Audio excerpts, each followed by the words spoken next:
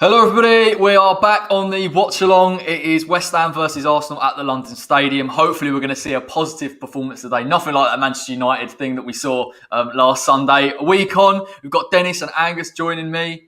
Charles should be here soon, but he's probably ordering his takeaway as you'd expect. Lads, I'm going to run through the lineups for both sides and then we can both comment on it. So, we'll start with West Ham, which is what people want to hear. Right, 4-2-3-1, very positive, much better than a back five.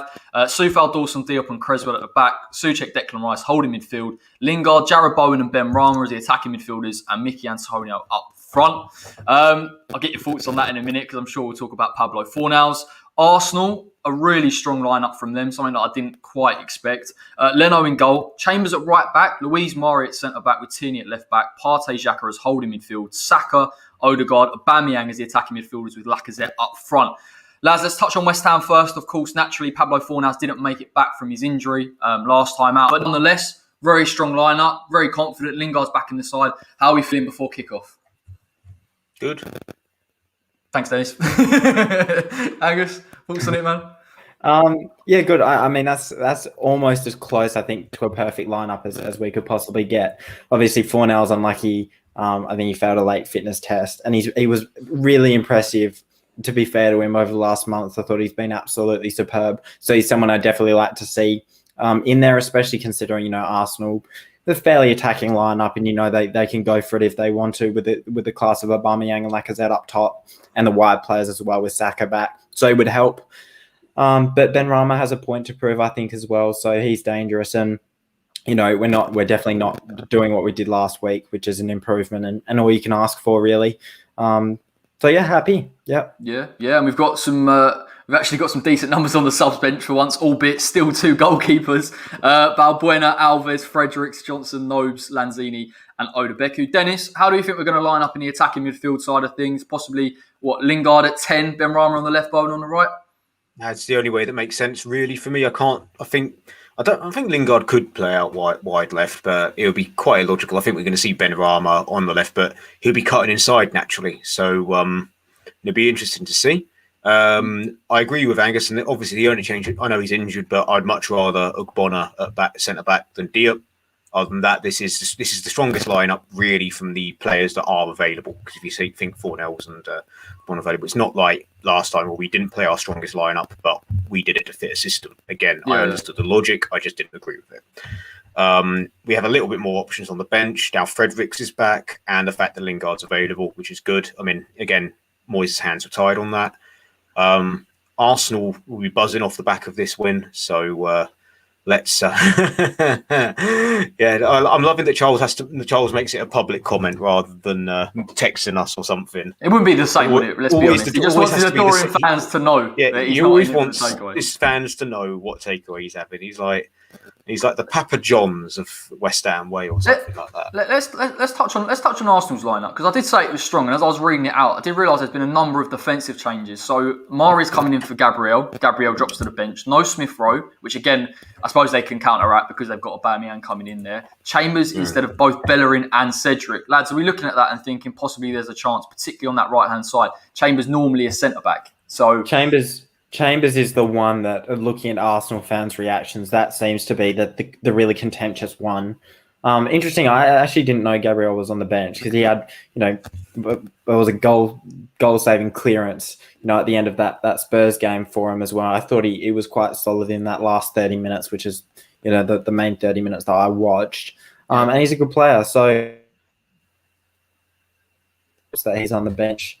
But the thing with Arsenal for me, and obviously you'll get into the rest of the lineup, is they've always had a good squad, and nothing changes with them, but it's just the way that they're able to work together. And I think it's a matter of only time will tell.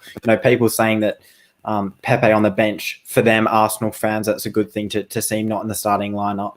But, I think, out of all the players that could really hurt us in that squad, and obviously he's been tremendously inconsistent, but he is the type of person that could really deliver against us and has in the past. So, yeah, I don't know. We'll just have to wait and see. And, the thing with Arsenal is some weeks they turn up and play well, sometimes they don't. Yeah, no, exactly. And listen, I think Odegaard's done quite well for Arsenal since he's come in. He's getting into a little bit of form.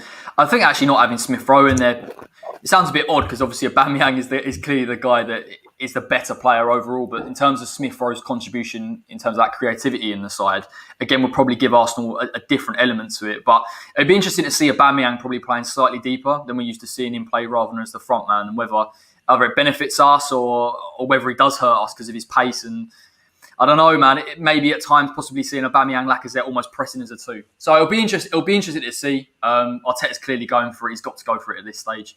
And hopefully, lads, we get 3 points because we touched on it before we come on live. Arsenal tends to get decent results against us. So hopefully the performance matches the result for West Ham. Yeah, and Lingard being back is going to be massive. They're just showing the highlights of him against Villa and Spurs. Those 2 performances alone were mental. I mean, except for Fulham, he hasn't really had a bad game for us again, and that's harsh on him. Everyone had a bad game, didn't they? Everyone had an off day really that day. But yeah, I mean, it could make a huge difference, and this is where I'm saying that signing him permanently in January, yeah, it would have been out of our budget. But if we're going to sign him permanently afterwards, now I know it would have been a risk, but difference he could have made against United at the 2 games we played him. We only lost those games 1-0. We did miss him. Like, I know it was a bit of a system and the way we set up, but you can't not miss Lingard for his impact. Yeah, and he would have had a game through. He would have had a point to prove against as well. Yeah. So he's been great for us. I think it was a risk signing him on a permanent in January. And I think hopefully the option opens up, albeit for a slightly inflated fee, you would assume. But the other thing with Arsenal is, the key in as well is Aubameyang, who missed last week's game because he was late to the game. He got stuck in traffic. And I think, they played so well in that game. And obviously, he stuffed up and he's the captain. And, coming in now, I'm not so sure that's actually the right change. Arteta, I think, feels forced to play him again because of, the amount of money he's on and Candover is the captain, but they worked really well as a team, and a lot said about how badly Tottenham played and just allowed Arsenal to press onto them. Yeah. But Arsenal put in a strong performance, and to take someone like Emile Smith-Rowe out of that team and stick in Abba is a gamble. It is, but I think it's probably more to do with that Europa League because I think Smith-Rowe played. Well, I was saying that Aubameyang did play the full 90 against for the Europa League, so there's probably a little bit an element of trying to keep players fresh. But I do agree. I think on paper, people would say Aubameyang in there, surely the stronger player. But actually, in terms of the way they played against Spurs, Saka, Odegaard and Emile Smith-Rowe are probably Arsenal's best attacking midfielders. But I think Anil says in the chat, like both teams are going for it. So it will be interesting to see. I just want to see us be positive in this game. Dennis touched on it before in terms of reflecting what we can do in these type of games. We're at the London Stadium. We shouldn't be fearful of Arsenal. And I imagine us to go at them, to be honest. I think we'll press them high, force them into errors, and fingers crossed we get the win, boys. And for me, win, obviously you always want to win. But for me, again, don't want to sound for you, but it's one of these games where as long as we avoid defeat, it's not a bad result. I mean, it's not one of those where if we draw, if it's a draw, we've missed like 4 open goals or something like that, then okay, I'm a bit fed up. But this is, again, with the United game, it's like we're playing someone that's relatively around us. They're not quite going to catch us. Obviously we want to be winning these games. We get Europe, but as long as we avoid defeat, this is our game in hand. This is a free hit. So, it's our game in hand over everyone except for Everton and Spurs. So if we get a point, that's something. Yeah, I kind of veer on the side of I just want to win this game because I think that I would have said United was probably more of a free hit and City than this, just because of the current form. I know what you're saying. Arsenal's still a good side, and you can't write them off. Oh no! What I'm saying is, if we lose, it's a missed opportunity. As long as if we get something from this, we get a point. Absolutely. More than I'll be happy with a point and delighted with a win. So, but Dennis, that's what it is now, isn't it? It's about momentum going into because I look at those last 5 games. I think they're all winnable games for West. Some of the games we've got coming up: Newcastle, Burnley, West Brom. Even I look at Everton and think we can get a result from. So it is just in these type of games, just chugging along, getting the points. If we'd held on for points against United and City, completely different story, But the fact is, we didn't. So. Big guide about I don't know. I think Arsenal have had such a bad year and such an inconsistent year that it's screaming for us to go out there and try and win. And obviously, Dennis isn't saying that. But they're coming to our home turf. They got one up on us earlier in the season where perhaps they shouldn't have. I won't forget Arteta celebrating like he just won the bloody Champions League at the end of that 90 minutes because they Then, we're a side 3 games in or whatnot, 2 games into the season at that point, where we, weren't necessarily playing as well as we are now. We've developed as a side. Arsenal have still kind of petered around that, 10th position. So let's go and show them why, they're not the best club in London, and obviously they won't be if they beat us anyway. But let's do one on them, because it's been a long time coming as well. We've put in plenty of good performances against Arsenal over the last 3-4 years and haven't nicked anything. And I remember the first game of the 15-16 season when we went out and we showed something. We smashed them 2-0, and that's what I want today. That's what we need. Mate, you should be in there right now doing the team talk, because that's even got me up for this game, to be honest. Well, the thing with David Moyes as manager, I would have had a chance if it was Pellegrini. Yeah. Oh my God, can you imagine? Nah, but look, I think we'll be all right. I think the lads will be up for it as well. We've had a rest. We are getting regular rest now as well, particularly with the squad that we've got. That's really important. And I think the best thing about this West Ham side this season is even when we don't get a result in one game, we always tend to come back in the next. So I think that the stat is we haven't lost 2 games on the bounce. I don't think the whole season. That's true. I think. Yeah. So brilliant. And I watched an interview today of Deck, and he was speaking about this Arsenal game and said, "Look, we know it's a game that we have to go out and win. It's a derby. We're all up for it, and let's give it to them." Gee, I don't know if you lads saw it. I mean, I probably didn't, but on Soccer AM yesterday, they were interviewing Declan Rice, and they were saying, how do you feel with the captain's armband? Is there a lot of pressure on you? And he said, "Don't feel anything. Don't feel any pressure." I'm like, that's an elite mentality from Declan at 22 to be like, I don't care about it. Just want to go out there, lead the team. So that was a real positive as well. Not that's that I the thing. expected anything less. He just leads by example. I think he set the precedent even when he wasn't captain as to how you should perform, week after week, and he's a natural leader. So I think, I'm not surprised by that. But it's brilliant that we've got someone at that age that's just able to set up so perfectly and dictate the play and really push. That's the thing, going into the games, regardless of the position. Say we're in 6th, 7th, I don't know, the season before Deck really broke through and played consistently for us. I think the one thing now is you've got a world-class player, or it doesn't matter what your opinion is of Deck himself. He's on that level or thereabouts. And you've got someone that can really change the game, and he also knows the passion of the fans and has that passion within himself. Got given a second chance by West Ham and really has it almost in his blood. And Nobes is very similar, although you could perhaps argue that over the last 3-4 years, it doesn't matter how much throughout, maybe not. Hasn't been able to dictate the play as much as someone like Deck, but Deck's there and he knows the job that needs to be done, and he's got the ability to change games, and that's what really pleases me and gives me a bit of confidence going in.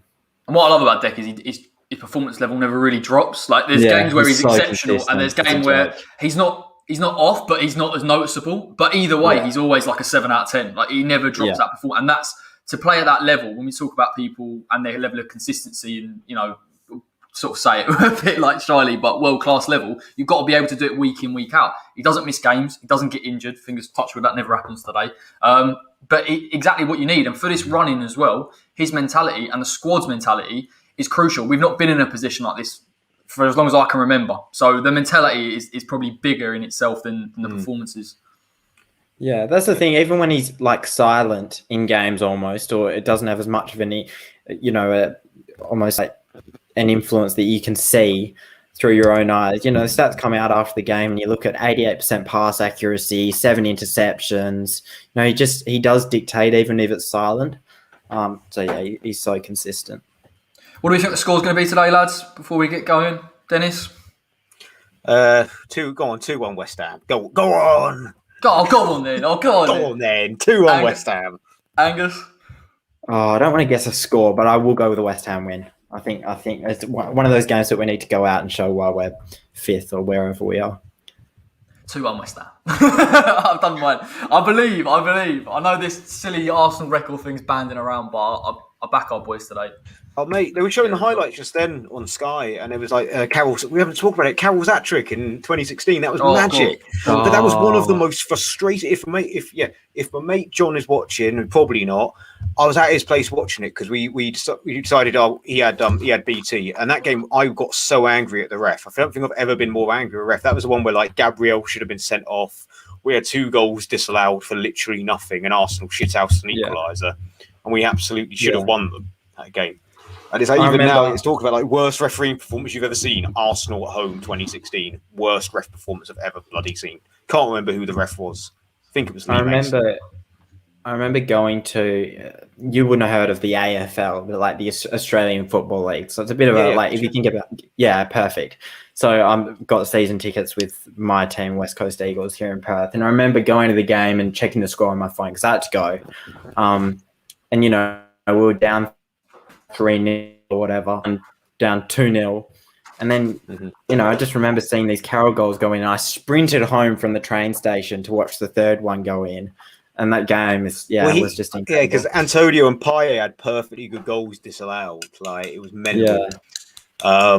But yeah, that game, it was such light shadow. But that was like, that's the sort of West. I don't mind, as much as it was frustrating.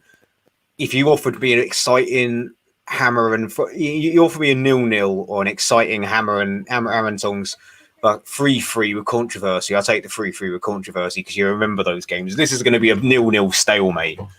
That's the worst thing. Allow that. No, we're up at 1 minute game, weren't we? We went up to 3-2. No. And they equalised. We were 2-0 down. Sanchez and Bellerin scored early, very soft goals. Because I remember I was a bit like, famous last words again. Why are we starting Carroll? I thought Sacco should start for his pace, and this is the game that Sacco absolutely kicked off about being on the bench, and this was like the beginning of the end for him at West Ham because he decided to start Carroll because Sacco hadn't scored since like Christmas, and yeah, we blitzed him. Carroll was absolutely unplayable. Oh mate, on his day, to the point where I was like, he was a freak, mate. Every time he went in the air, he won everything. It was he cleared everything out. Again, to plug my own work on, if you go back on the new West Ham Way website, keep going back, you'll see I did one of my second article on there was like a retrospective of Carroll, but like a revisionist, not looking at it as, he was a crock. It was like actually when he played, when he was on, he was. Remember that? You'll know this, Dennis. That goal against Swansea. He's much better technically than he gets credit for. The one where it was like, I was like, he's over-egged this. Come on, Valencia's square it at Valencia. Oh, it's in. Sound. That goal. But that game was quintessential Allardyce. Everything that was wrong, great and wrong. We started really well, and then we sat back 1-0 and just let them attack, and we just let Gomez have the freedom of Swansea. It was mental. Our defenders were in bloody Neath. Anyone, again, showing the fact that my dad's Welsh, my geography of Wales. But our defenders were nowhere near him. We gave him the freedom of the bloody city that day.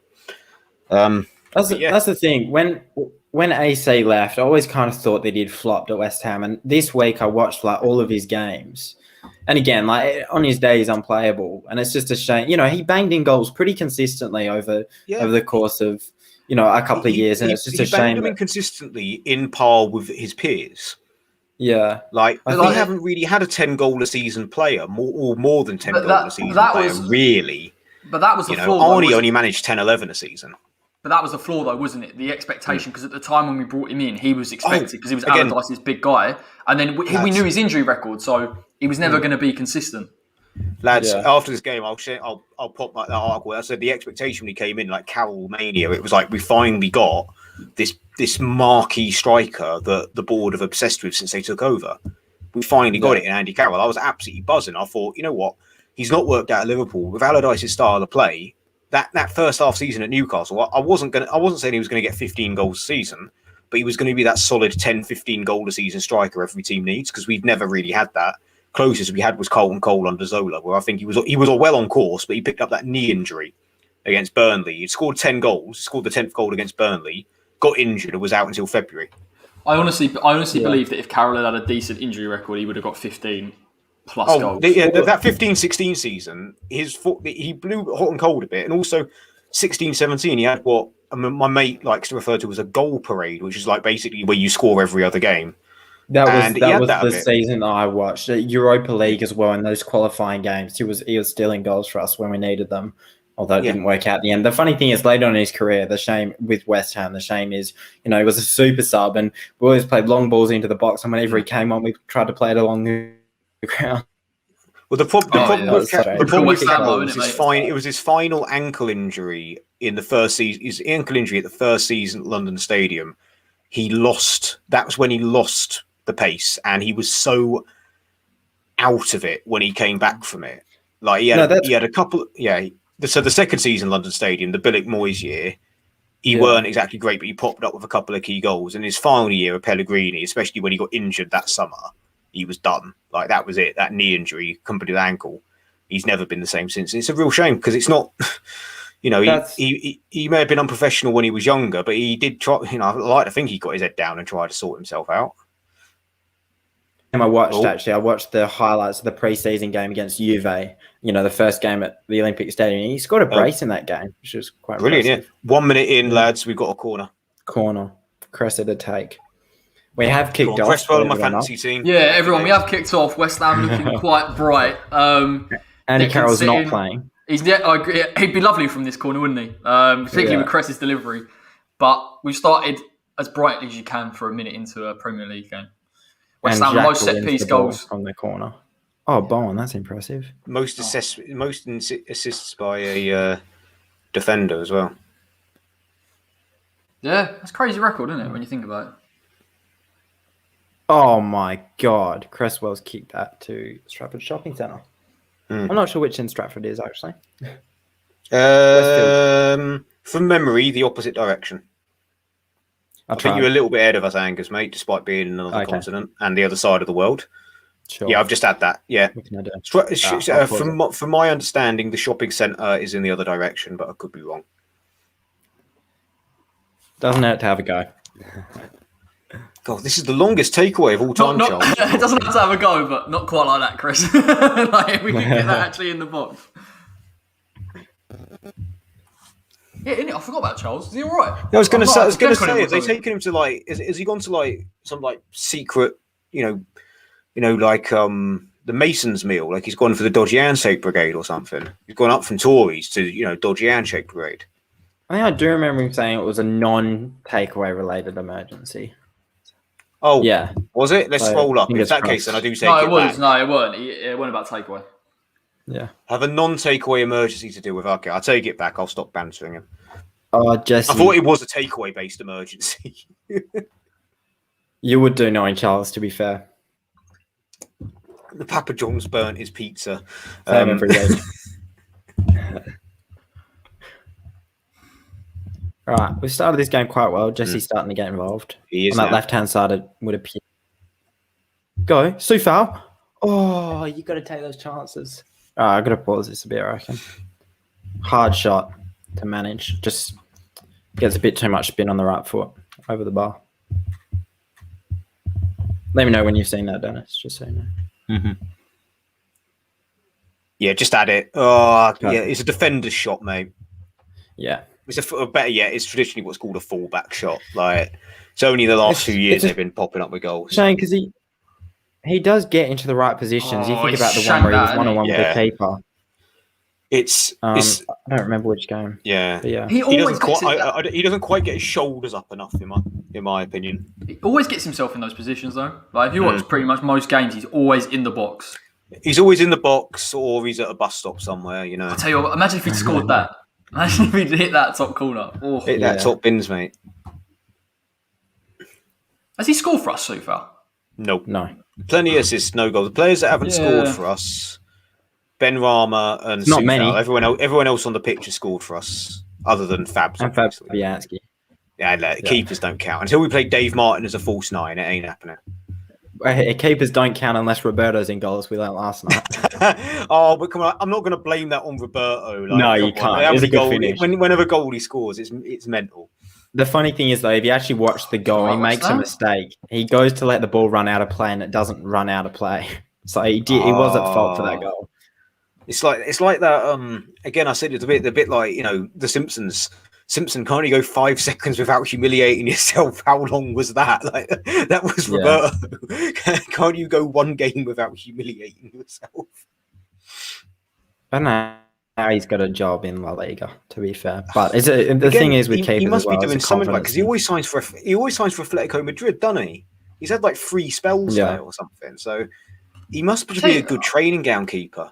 I'll tell you what, West Ham doing a really good job here of A, keeping the ball, but B, stretching it for Arsenal.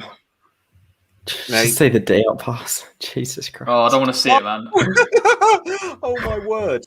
That was he nearly scored an own goal. Style own goal, mate, yeah. I think it's coming up now for me. See, Sufal bombing down the right as well. Let's go. Yeah, Soufal's always got his tail up. Always calling for it. It's not the best ball. It's not the best ball, but it'll do. How wide our centre backs are here. Trying to go on. It's not the best ball, but it'll do. Yeah, a bit lofty. It looks like Aubameyang. I think Corey, you might have mentioned that this perhaps could happen. I'm not sure if he's on the pitch. Oh no, he's playing right. I think. Yeah, he's on the right. I think they've put him right, thinking him against Cresswell will be a bit of a mismatch. Which is stupid because it's down the middle on the counter attack. We're dominating possession so far, and Lacaz's lost a yard of pace. So I'd just stick him down the middle and try and get him to run with it. Well, look, Arsenal. Vital interception by somebody for Arsenal. I don't know who it was. Couldn't quite make him out. Xhaka, very good. He should be playing on the other side as well. His cut-ins when he's on the left-hand side are ridiculous. That's why it's weird, isn't it? He's playing on the right because I would have thought Saka when he's got the ball. Yeah, when he's got the ball on the edge of the D and he does a Ronaldo chop essentially, he's going to finesse it top corner.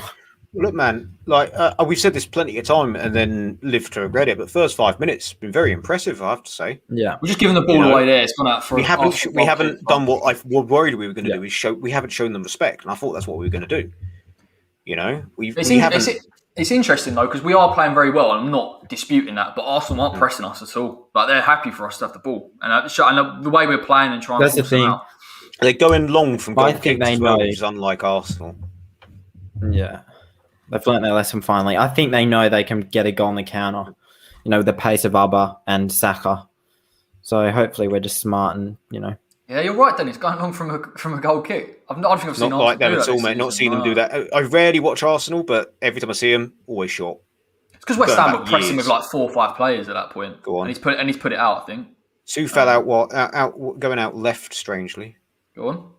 Looking really dangerous. Go on, Benny. Sorry.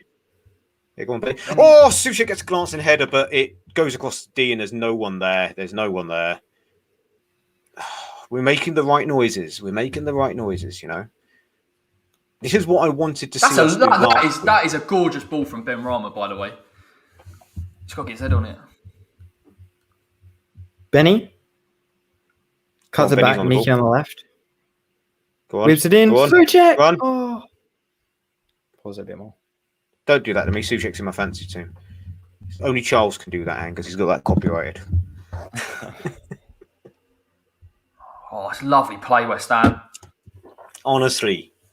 I know we normally start bright and burn out, but normally we burn out after 5 minutes, lads, not 8. So it's really positive. The movement as well. I know Lingard's got a lot to say about that in terms of his impact, but we're getting chances here. As I kept saying, as I said to my mate, remember Corey Seamus who joined us in the comments last week, the United fan. He's been talking a bit about West Ham this week. I'm saying starting 11, best we've had really in my lifetime collectively, I'd say, because we've always had weak links going back. It's just the fact that lack of depth. But this starting 11 is mental compared to what we used to.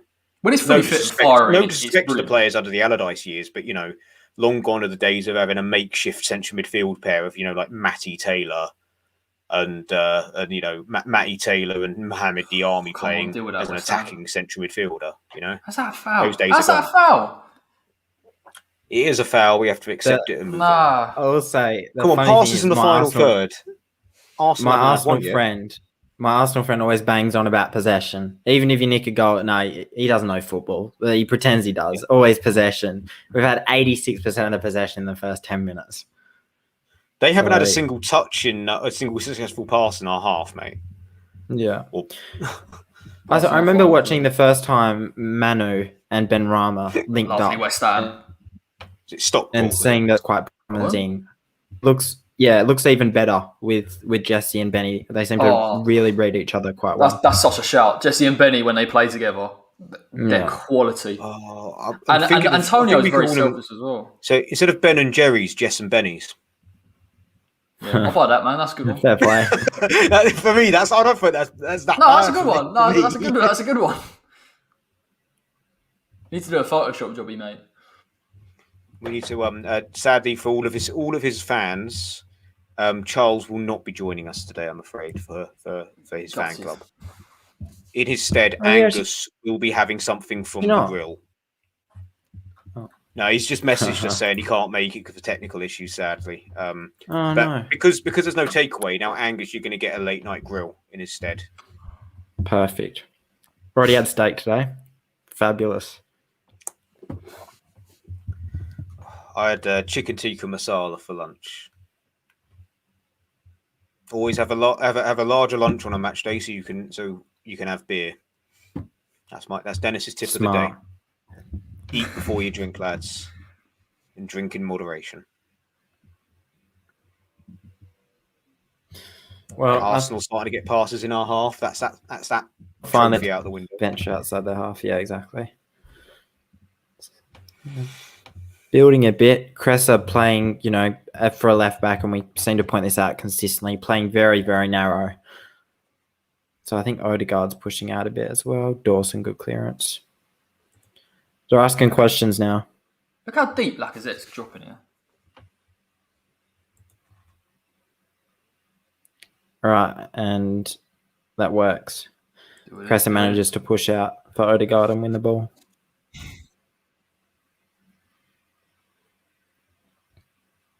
We've got it back. Misplaced pass. Bowen behind. Ref. I don't think that's a penalty. Ref, that's a pen. I don't think so. I was trying to go down. He was always going to go down, so. I don't think so from what I saw. Oh, that's such a good touch as well. Let me just hear what the commentators are saying. Yeah, come on. Let's look at the VAR. You never know. That didn't look like a pen to me. What?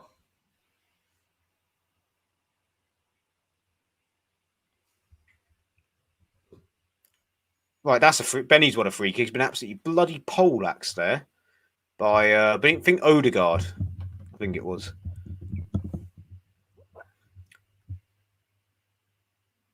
It's a fantastic run by Bowen, who stays on side. Right. He was on side. Brilliant run. Good touch. Good at It's not a pen. That's no chance. His run's very good, and he took it really well. He's gone down. He's gone down. He's gone down like his name is Wilfried Zaha and Mo Salah there, mate. It's not quite. What as you bad have to do these days. In fact, actually, I'd say it's not even as bad as Salah, but it's a very star height. He's looked for that. He has looked for that. Beautiful. Corey, you're about to see a bit of genius from Jesse Lingard.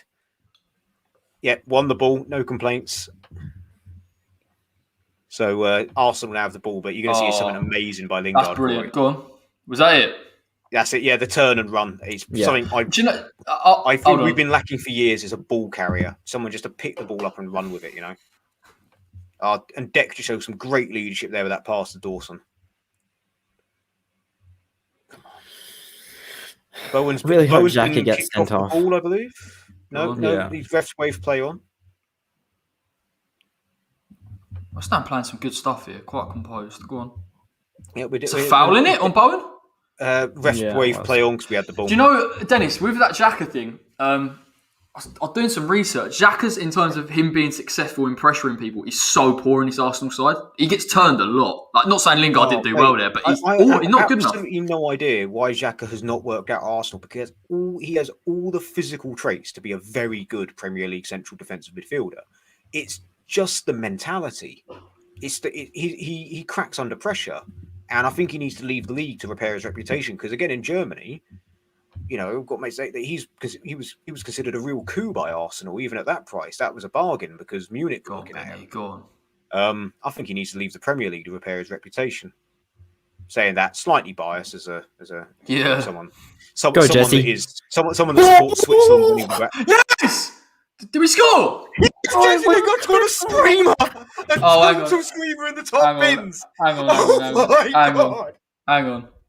Oh, yeah. Oh my god! Oh my god! Go! Get in there! Screamer! Bang! Bang! That is unreal, Jesse Lingard. That is absolutely class, man. Oh my days! Far out! What a goal! Antonio Lingard, gorgeous, unreal goal. That is astonishing. That is absolutely brilliant. Let's go. Oh, Antonio done really well in the build-up play. Dragged them all out. Absolutely beautiful. That is disgusting. The touch and the finish. The touch and the finish, man. That's elite level. Beautiful. He's let that bounce up look on at the him. goal replay and the guy behind the goal like flinching, the West Ham staffer. Wow. Look at that is... Oh, it's on the half volley as well. That was a beautiful finish. 1-0 West Ham. 15 minutes gone. West Ham been the better side here quite clearly. And Lingard scored an absolute blinder. For 2.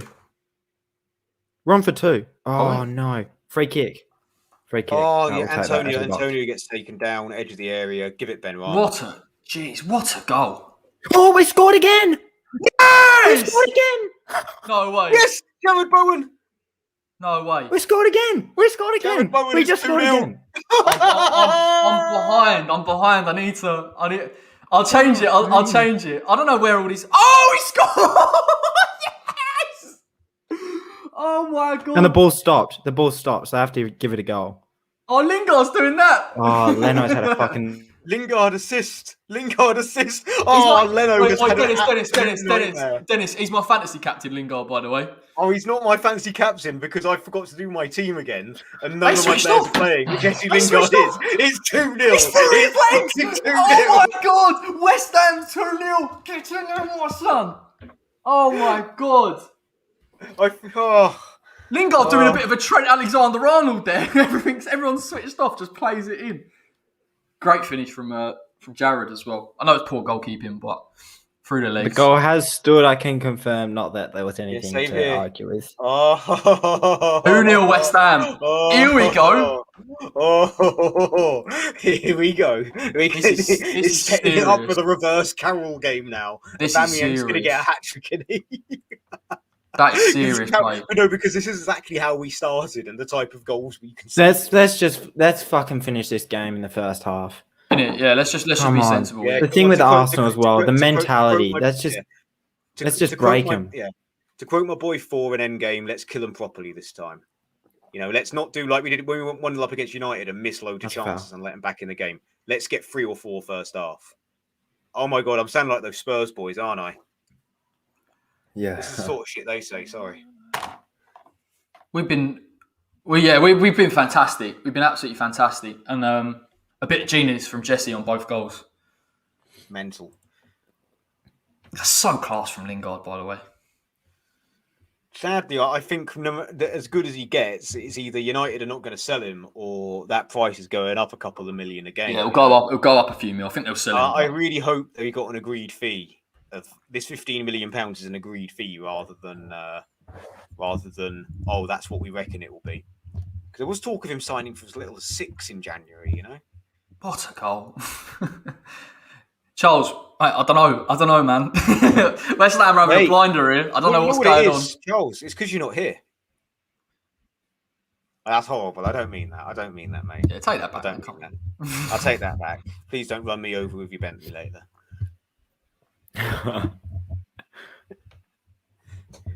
But that's the thing about Arsenal. Their mentality at times, the switch off from the second goal and even the defending from the first. I mean, it's... We just have to be positive in this game, and we've been it right from the outset. So we're doing exactly what we need to do. The game is well and truly not over, and I think no one, everyone knows that. But let's just back ourselves, and we've done that with the lineup. Do with that. Brilliant play so far. Yeah, so let's just put our necks on, kill the game off. And the funny thing is, they're now forced to play against their game plan. They're now going to try and nick 2 goals, and they're going to have to dominate the play a lot more, which 100% wasn't the plan. The plan was to hit us on the counter, and fair enough. That's what we've been able to do to other clubs so well. But they're going to have to get through about 8 players for the next 70 minutes. Plus, we've got the pace on the counter with the likes of Benny there. So spot on, mate. That gives us options, doesn't it? We played so well with the ball, and even without the ball, we can be dangerous. So it's going to benefit us now. And Arsenal trying to get on the front foot a little bit here. And we've got such a decent defence. David Luiz is starting for Arsenal, so that's a goal. We're 1-0 up basically because David Luiz is starting. He's actually not done too bad this season, to be honest. But he's always got a mistake in him. He does. Yeah, he can panic. And I think he is Sideshow Bob in human form. Well, you got to look at that defence, mate. They all switched off for our second goal. Like I mean, if you imagine if West Ham did that, wouldn't it, at the end of it, it'd be like, are you playing that? Come on, West Ham. Yeah, look, inevitably Arsenal will try and get a lot of the ball now. Next 10 minutes, we've just got to be professional and manage the game well.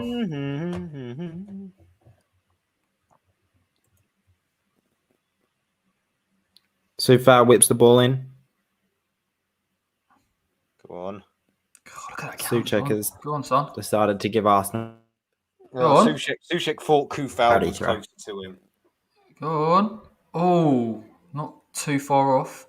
Antonio's causing them all kinds of issues. Like, either play the ball over the top and they don't deal with it, and Mickey's chasing them down. I'm telling you what, Lingard is justifying that England call-up, isn't he? And then some.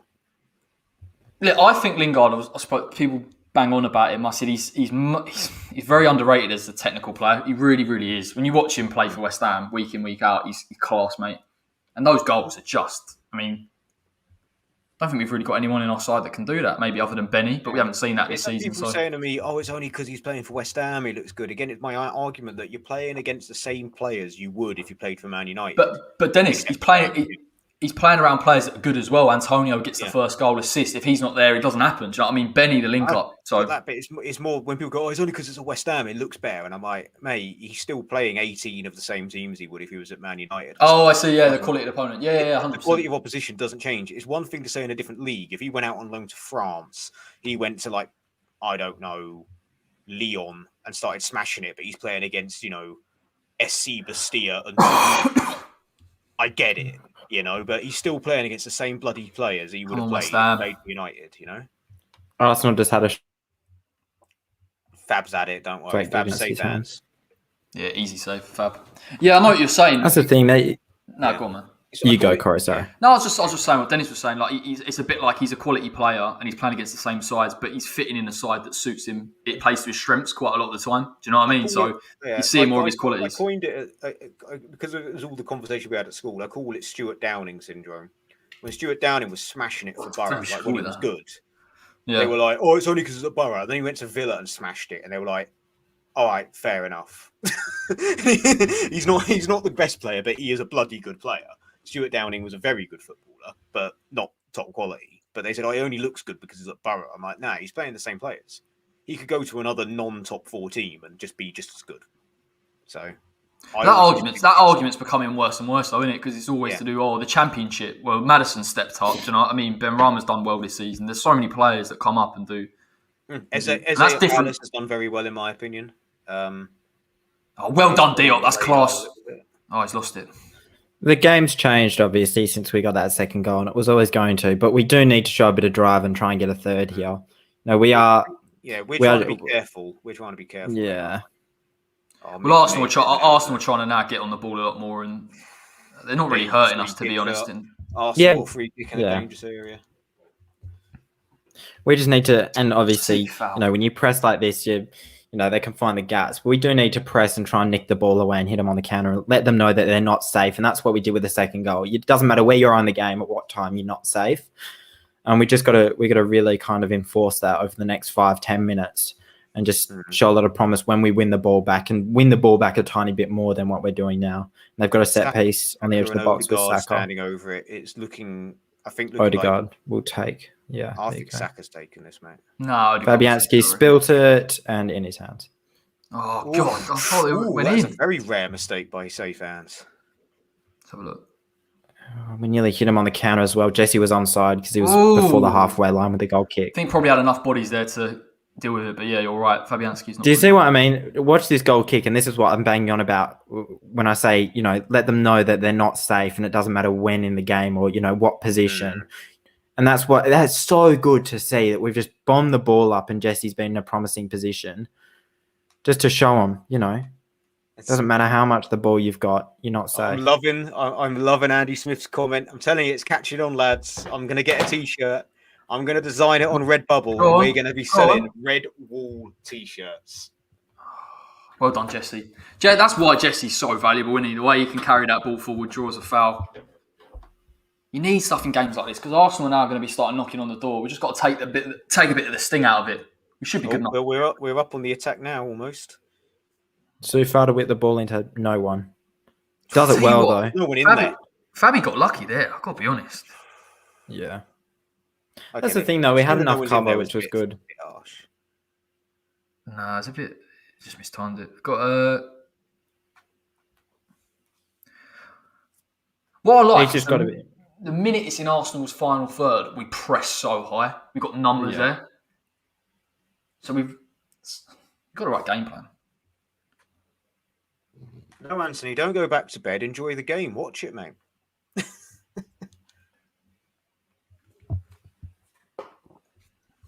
If it's 11 here, where could he be? He's Philly based, mate. So it's 11 in the morning. Yeah. Fair play. Jared Bowen. Oh, go on, Benny. Quality. Plays stuff. it to Jesse. They're playing out of the back. Go on, press high, West Ham. That's it. Jesse to Benny with the 1-2. Oh, lovely, Oh. lovely. Oh, Hunting in packs here. Press is quality. Very lucky. They got very lucky there. Go on. Oh. Back in a Yeah, second, you're right. Very lucky. Good link up with Ben Rama and Lingard. Grimsoft, Leeds fan, you're not going down, mate. Have a beer and just relax for the last time.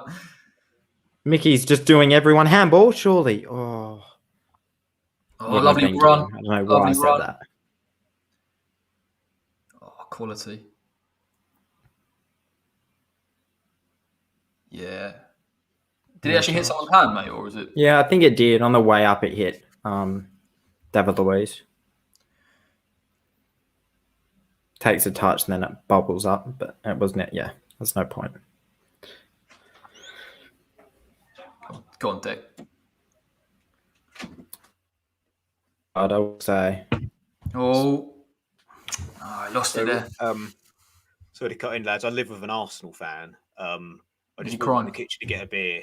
He looked at my shirt and just told me to F off.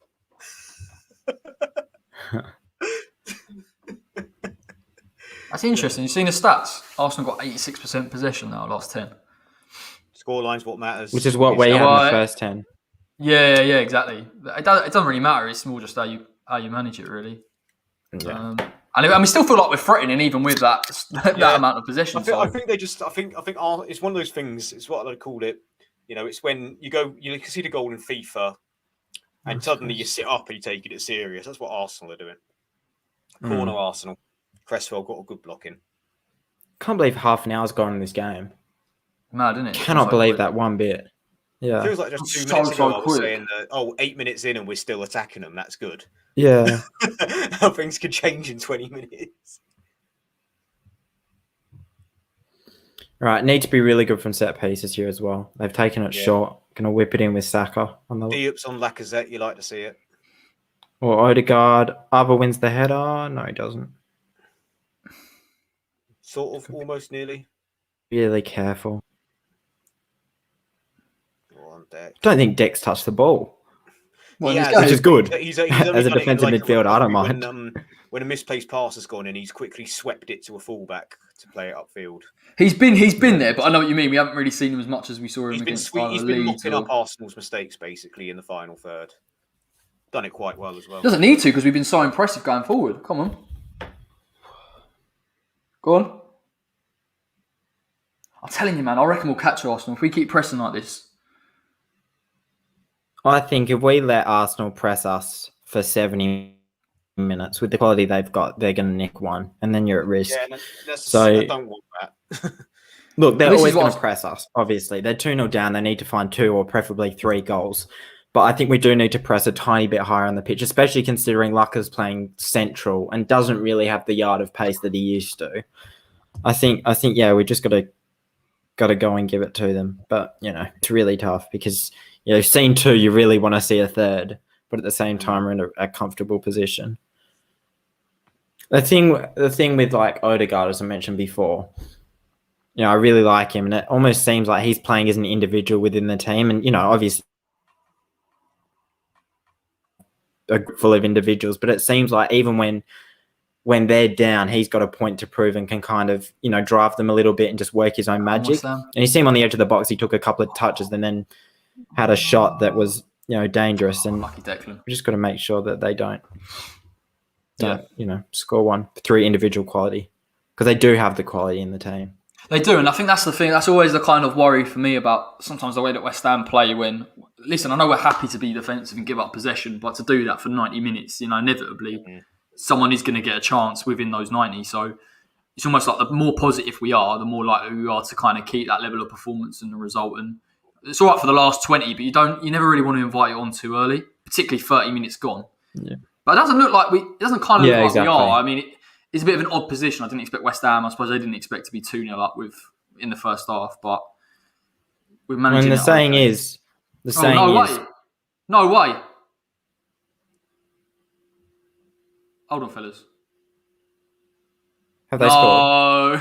No way. We must be a little bit behind, or it's a wind up. One of the two. No, I don't know. Kufa's going to take it in. We've scored. Antonio 3-0. No way. But I think Mickey thinks he's offside. Go on. I think Mickey thinks he's offside. Oh! God knows how offside. Corey, who's been a minute and a half the whole time behind us the whole time, now thinks the ball's in the back of the net. Sorry, but I saw the comments. The comments ruined it for me. I got to be honest. Mickey's. Yeah, I saw the comments as well. Mickey body language is like, I'm not bothered. I think he's offside. He has to be offside, or the ball's out of play. He looked onside, but maybe it's from Sufa. I don't know. Again, comes from the pressing of West Ham. No, he's on. It's on. It's a goal. It's 3-0. He's so on. It's ridiculous. I thought he was on. He doesn't look. He looks like he's made his run. Look, he's made it from deep. He's not. So look, yeah, he's well onside. Oh, Souček takes a final touch, but I reckon Souček might be onside. I reckon Souček's onside. Oh, they're not going to do that. Do you reckon Souček takes a touch from that? He does. 100%. He does. He does. Yeah, yeah. He does. Fair. I think Souček is onside. It's 3-0. They've kicked off. It's 3-0. Yes! And I love this Souček is club also so in my much. fantasy team if they've given it Welcome to him. back, Angus. Welcome back. Mate. Mate. Can I just say, Arsenal, I love playing Arsenal. It's worth it, mate. I love playing Arsenal, but I hate playing Arsenal because, again, Fantasy living in football, Perth. Giving it to Mickey Antonio, not Souček, by the way. There you go. I'm annoyed with that because Souček's in my team and Mickey ain't. So that's why I didn't celebrate. Yeah. This has been brilliant from West Ham. It really, really has. Comes from another Arsenal error that West Ham are enforcing on them. 3-0 up. Jeez, man. I don't know what to do with myself. I was just going to say, living in Perth, don't have many fans that follow the Prem, but one of my friends is an Arsenal fan. We're so competitive, and I just love, when we're in this position. It's just, there's the one West Ham game we watched this season, and when we've been doing as well as we're doing, we had to turn it on, and we did. So we've absolutely turned it on. Game plan's been. I mean, we've got a long way to go. I'm not saying half an hour in it, we're 3-0 up. I know, but I don't know what to do with myself, Dennis. It's not over. It's not over, but I just it's not over. But if we don't win from 3-0 up after half an hour, I'll tell you what, we deserve everything that comes our way. I'll tell you what. Like, we always create chances, but look how clinical we've been in this game. Like, when we've had a chance, we've taken it every time, other than maybe Souček first couple of minutes. This is class. Oh, Dawson. Oh, Dawson's done a madness there. He's fully sold to you. Had pace as well. Oh my God, you've just got done, son. Craigie D. Wonder what David Moyes is thinking after that United game. He's probably thinking, this will probably do from now on. This is like the polar opposite of what we played against Man United. It's just like, oh my God. Yeah. Makes me die. See, look, David, this is what we can do, mate, going forward. I'm so glad. Maybe half of it is because, Arsenal haven't been doing as well this season. But if it is that reason, I'm just so glad that he hasn't treated the team as the club. Arsenal fair. That's all I'm going to say. No, spot on. Absolutely spot on, mate. Yeah. Like, that's exactly what it is. Like, that was my only worry coming into this game. And I thought maybe because we're at the London Stadium and Arsenal aren't doing well this season, that maybe he will be more optimistic. But in terms of a game plan, if you told me what I'd want West Ham to play like against Arsenal, we're just showing it like from the minute go. So, yeah, it's nice, man. It's nice.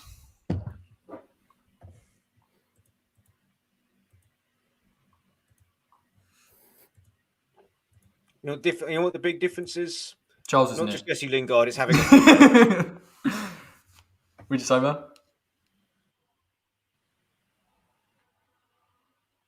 is very silent now. I didn't hear what he said. Yeah, he said something about we got a full bench. Yeah, I said the difference is we got a full bench, lad. That's what it is. Oh yeah, yeah. Oh, is that what he actually said? No, I thought yeah. Oh, I'm very confused.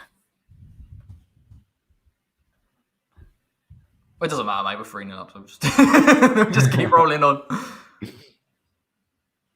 Mate, What a result. difference having a full bench, even with 2 keepers, mate. It's a mentality thing, mate, isn't it? When you've got numbers on the bench, you feel it's mentality. Come on, West Ham, get out to that. Lovely. No pressure on them. We've lost the ball.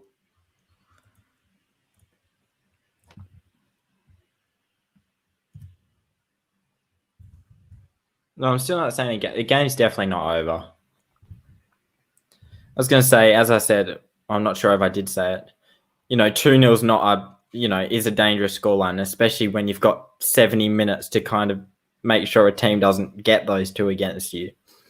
And 3-0 in the 60th minute. Or just look at Tottenham against us. That's all I'll say. We just got to be resolute. It's 3-1. Is it? Lacazette with an absolute belter. Brilliant goal. Sort of goal that, reason why everyone was buzzed about him when he joined. Oh, 3-1. He scores against us every single time. So that's Crespo's clean sheet out of the way for fantasy. Cheers, lads. Yeah, a lot. I mean, I don't want to take away from the goal, but he had a bit of time there to turn on it. I think we've just gone back to sleep a bit. I mean, I'm always haunted whenever we go ahead against a team. It's actually Arsenal. It's actually them wearing a navy kit. Again, before you boys both started. I think that might go in London, and we were 2-0 up and cruising, and they scored 2 very late goals, Will Tord and Henri, in the last 5 minutes. Some people watching might remember. So it's like I always have flashbacks to that whenever we're in this situation. I was just going to say, I think it might go down as a Souček own goal, because I just watched a replay and it looks like it was off target.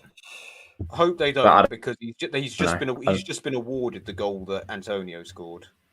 Yeah. Come on, West Ham, keep the ball a bit better than this.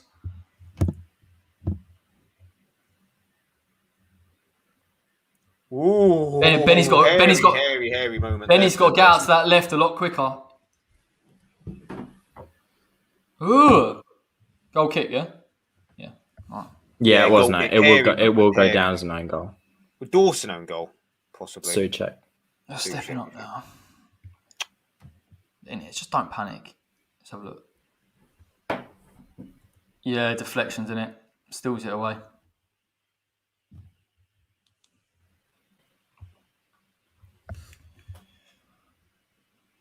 Mad old game in it at the minute. I don't think this game hasn't stopped right from a minute ago. It's been non-stop.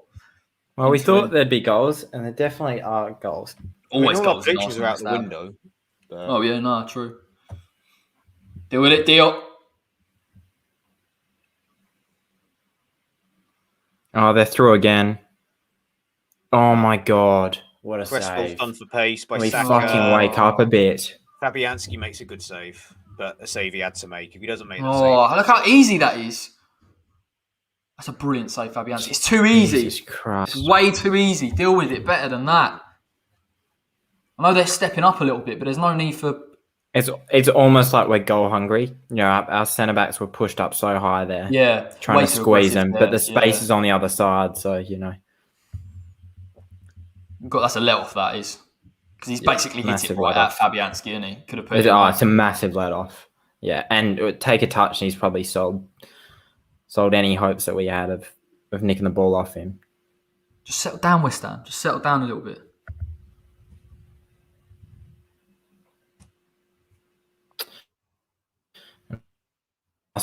That should have been quite quickly. But we just, mentality, you just can't lose our heads. And, if there's any team that I'd have to pick to make sure that we stay in the lead from 3-1 and be this team, compared to other West Ham teams of old. So I was going to say I'd pick Man City personally, but that goes without saying, though, doesn't it? Sterling and De Bruyne. Not all of us have £1 billion squads. Do you know what I mean? Yeah. It does make me laugh again that mate of mine's chanting me going, "Oh, I thought West Ham's bench was so bad. And look, they're 3-0 up." And I'm like, what has this got to do with our bench, you dickhead? The bench is better today, but still not astonishing. We've got like Lanzini and Noble, and to a lesser extent Fredericks. Oh my god, they're breaking through us so easily. Again. Yeah. Lucky it's not 3-2. Lucky it's not 3-0 with the Saka chance as coming well. central. It's a corner. Cresswell, another very good block. Oh my days! How is it so easy? Saka is coming more central to play almost like... We need Ben Rama, whoever's playing on the left, needs to cover for Cress because all of their crosses are coming down that right-hand side. This is where, and again, it's not, no fault of Moyes or anyone. It's where we need 4-0s. 4-0. If we had 4-0s, exactly. This is where, again, with your mate twisted my words with Ben Rama, that's why I say it's a bit of if Gattuso was a winger almost. He was. Fabianski, well done. Brilliant. We got to switch on here because you get enough alarms before they start taking advantage of it. Deal with it. Partey has a dangerous shot, but it went a bit. It was high, wide, and handsome. Spoke John Watson. Come on, West Ham. Settle down. Do you know what I mean? Just keep to. When they got the ball, don't start chasing it. Takes a couple of steps back. That's dangerous. That one. He's always kind of going. Saka drifting into the middle along with Lacazette. I think they've realised that pace isn't really Dawson's forte. So I think they've realised that's where putting Saka in there is where their money's going to be. Arsenal are doing what they sometimes are a bit scared to do, which is play direct and play through the lines, and they're literally picking us off. And we're going to try and win it, and we're out, and they've got runners in behind already. Centre-back pace, although I wouldn't say Diop lacks speed for a centre-back. I'm still talking centre-back speed here. Yeah. No, Diop's quick. Yeah, Diop's quick. Yeah, Diop's quick for a centre-back. For a centre-back, yeah. You compare him to a winger, I'm not saying he's quick, what I'm saying, but he's quick, but he lacks the judgment, and Dawson lacks pace, so a ball could split them so easily. Someone said in the chat, they said they would be comfortable with which is a bit harsh on Diop, but I would be way more confident with Bonner. I think if we had a Bonner on there just as a leader... Andy, always... nothing on Diop, but give me an Bonner. Put Bonner's brain in Diop's body. Yeah, you're proper centre-back, mate. Proper centre-back. No problems. Go on. Take a few years off of Bonner. Give Bonner the Bonner. Come on, West Ham. When he first joined us, because he's improved so much as a footballer, I think. I think both, for the Saka chance, both fullbacks are up so much that I would suggest that's not down to one individual player. And so it's just who's asking them to press up so high, which we shouldn't be doing. Well, that's the thing. It's almost like we're anxious to go and press. Like Arsenal are hurting us, so just sit back a little bit, absorb it, and just take the sting out of it. Most definitely, I'll hold my hand up. At 2-0, I said that's what we should be doing. But they're just breaking the line so easily. Look, we just need to get into half time and regroup. We've got a couple minutes. Should they get it to 3-2 before half time? It's game on, different game. Like I said, deal with it. Last week when we played Arsenal versus Spurs, when I was on Bill's channel, mate. The difference, Arsenal scored just before half time. You saw them going in. Arsenal were like, yes, come on. Where Spurs had their heads down, shrugging their shoulders, looking at each other. Harry Kane was trying to be a mediator. Harry Kane was trying to tell them to not have their heads drop. Say what you like about him. Harry Kane is a leader. He's a good bloody captain for them. Go on. And he's not their captain, though. That's the thing. That's staggering. It shocks me that he's not their team captain. But is he not? He's not. It's Lloris. That is absolutely staggering. It shocks me because Harry Kane is effectively their captain. And he's bloody good at it. I hate that he's in a Spurs shirt, but he's bloody good at it, I don't like his body, He's got the right mentality. He's got the right mentality. Yeah, he's got the right mentality to be a skipper, and you can do a lot worse. He captains England, doesn't he? I've got no problem. Yeah, he does. I've got no problem with him captaining England ahead of Henderson, and that's nothing on Henderson. I just think Kane is a natural leader. Why am I talking about Harry Kane? We're playing. I was about to say, why are we going? I'm saying because the mentality when they went off is that Arsenal, because they had just scored, were all G'd up. And Spurs were walking around having a bit of almost an investigation after an airplane crash. They were like, arguing with each other as they walked off, while Harry Kane was telling them, "Don't worry about it. Let's get in and talk about it." Can I just say, that's where they lost the game. In games like this, where at the minute Arsenal are having a lot of the ball, playing through the lines regularly, we just keep the ball up their end of the pitch and just keep hold of it. We're being a bit wasteful. Like we're not keeping possession long enough to stop Arsenal getting forward. That's At the minute, that's they're where on the the ball game's all changed the over the last time. 10 minutes. Yeah. We haven't hit them on the break once over the last 10 minutes. And when we've got it, we've lost it. So it's frustrating. This could very easily be 3-2 in the next 50 seconds, I reckon. They're hovering. They're hovering around us. Look how far Yeah, forward they're making it look so easy. Deal with it. Come on, you shit house. Bowen's very central if it goes to sit. Oh my god. Oh my god. How it's not a goal, but how close could you possibly Saka get? has nearly toe poked his way Shit. to getting them back in it. I tell you my what, god. That's pathetic. Jeez, This screams. brilliant. This, That's brilliant defending from Dawson though. Yeah, Yeah, he it is is. brilliant It's- defending, but Saka is something else for them, mate. He had a late fitness test, didn't he? It looked like he was out. He's been a the player. big He's a difference player, maker. isn't he? Serious player. He's a bloody good player. this screams Fulham at home at the moment. When we just let them sit onto us with the lead. All right, it's Get our that, throw. get that. Defensive half. Should be half time. You'd bloody out. hope so. No, it went out. It's fine. It went out. Oh, West Ham. Yeah, It should. The problem is, what it felt like towards that end was where it's the end of the 90 minutes and it's only the end of the first half, and it's like, come on, lads, just. Mate, That's how much the game really? changed. one thing that They- always says, you got to treat each half of football like an individual game. You got to close it out.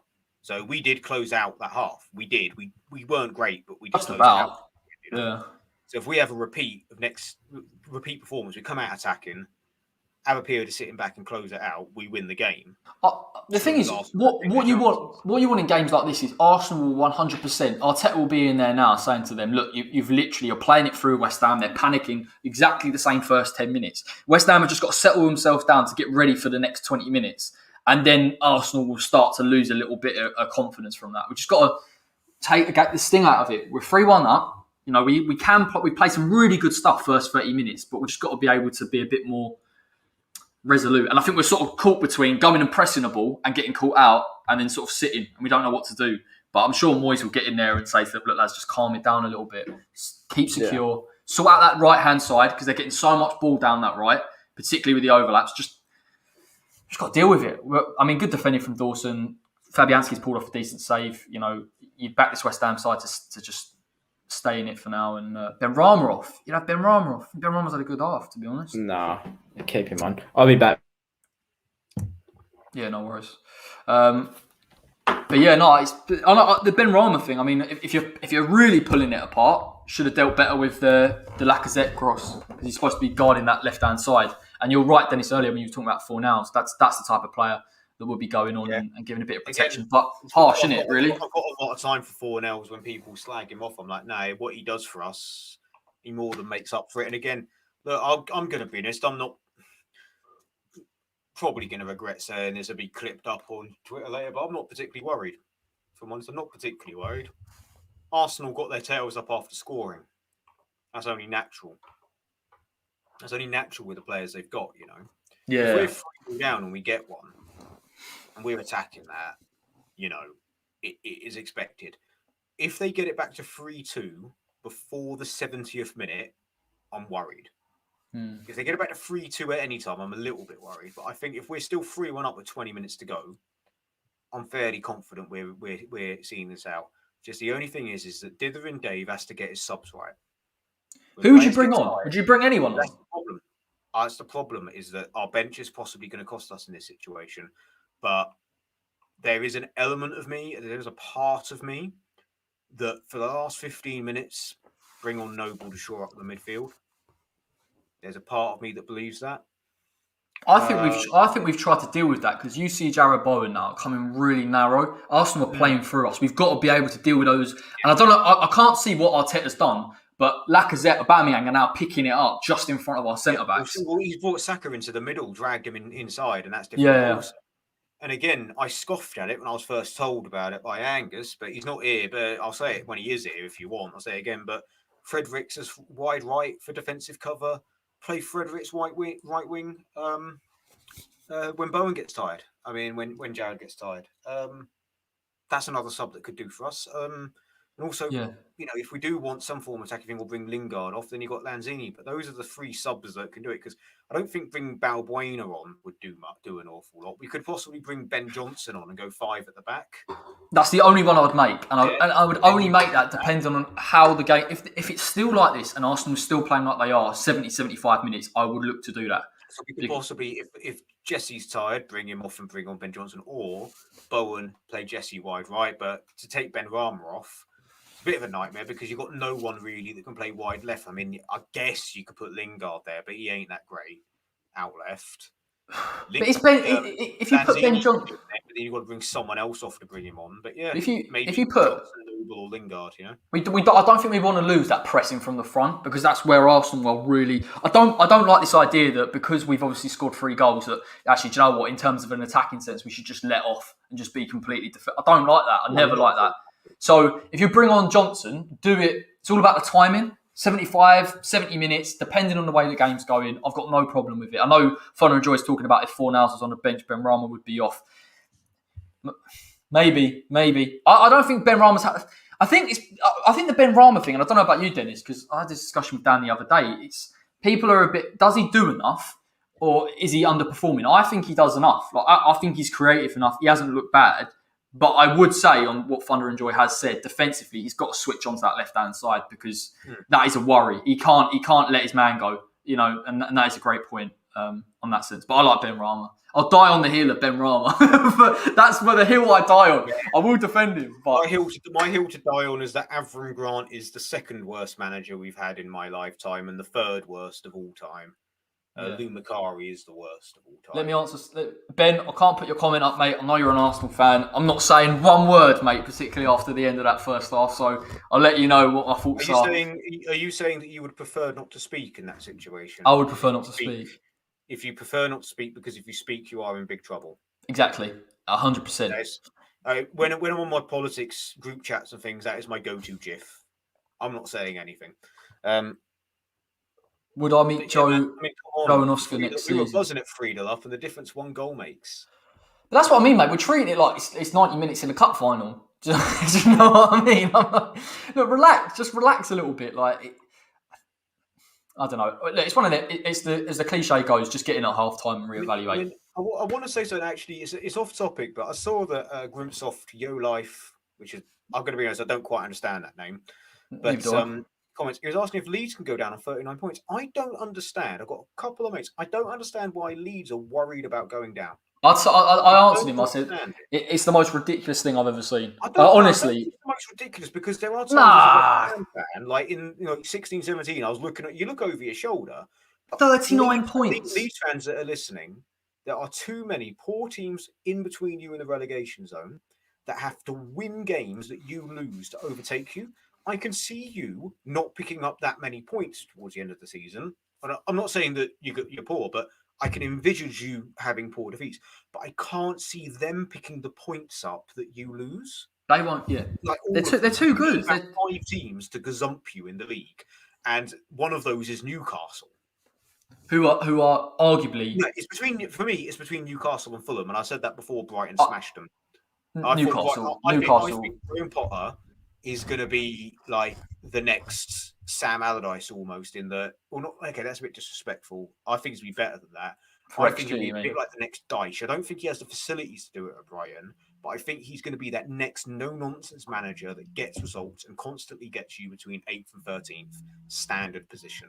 I could see him maybe going to a Southampton, maybe Everton if it doesn't work out with Andy. I think Brighton... Graham Potter's got a good future in the game. I watched Brighton last night. First time they were actually clinical. Like, they're never normally clinical. And Danny Welbeck scored the second.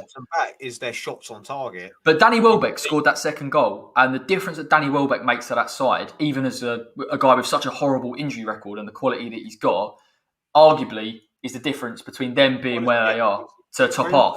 Graham Potter is a very, very good manager.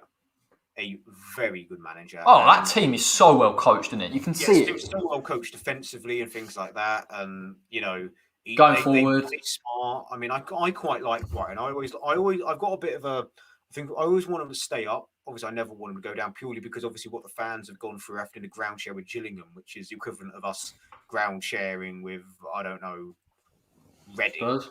Oh. Reading. No, distance-wise, it's mental how far away it is. Gillingham is closer to you than it is Brighton, mate. Like, my uncle's a Gillingham. Where is Gillingham? Gillingham's like on the Essex-Kent border by Medway service station on the M25, mate. Sorry, mate. Have you just seen Alpha Mazuaki's just...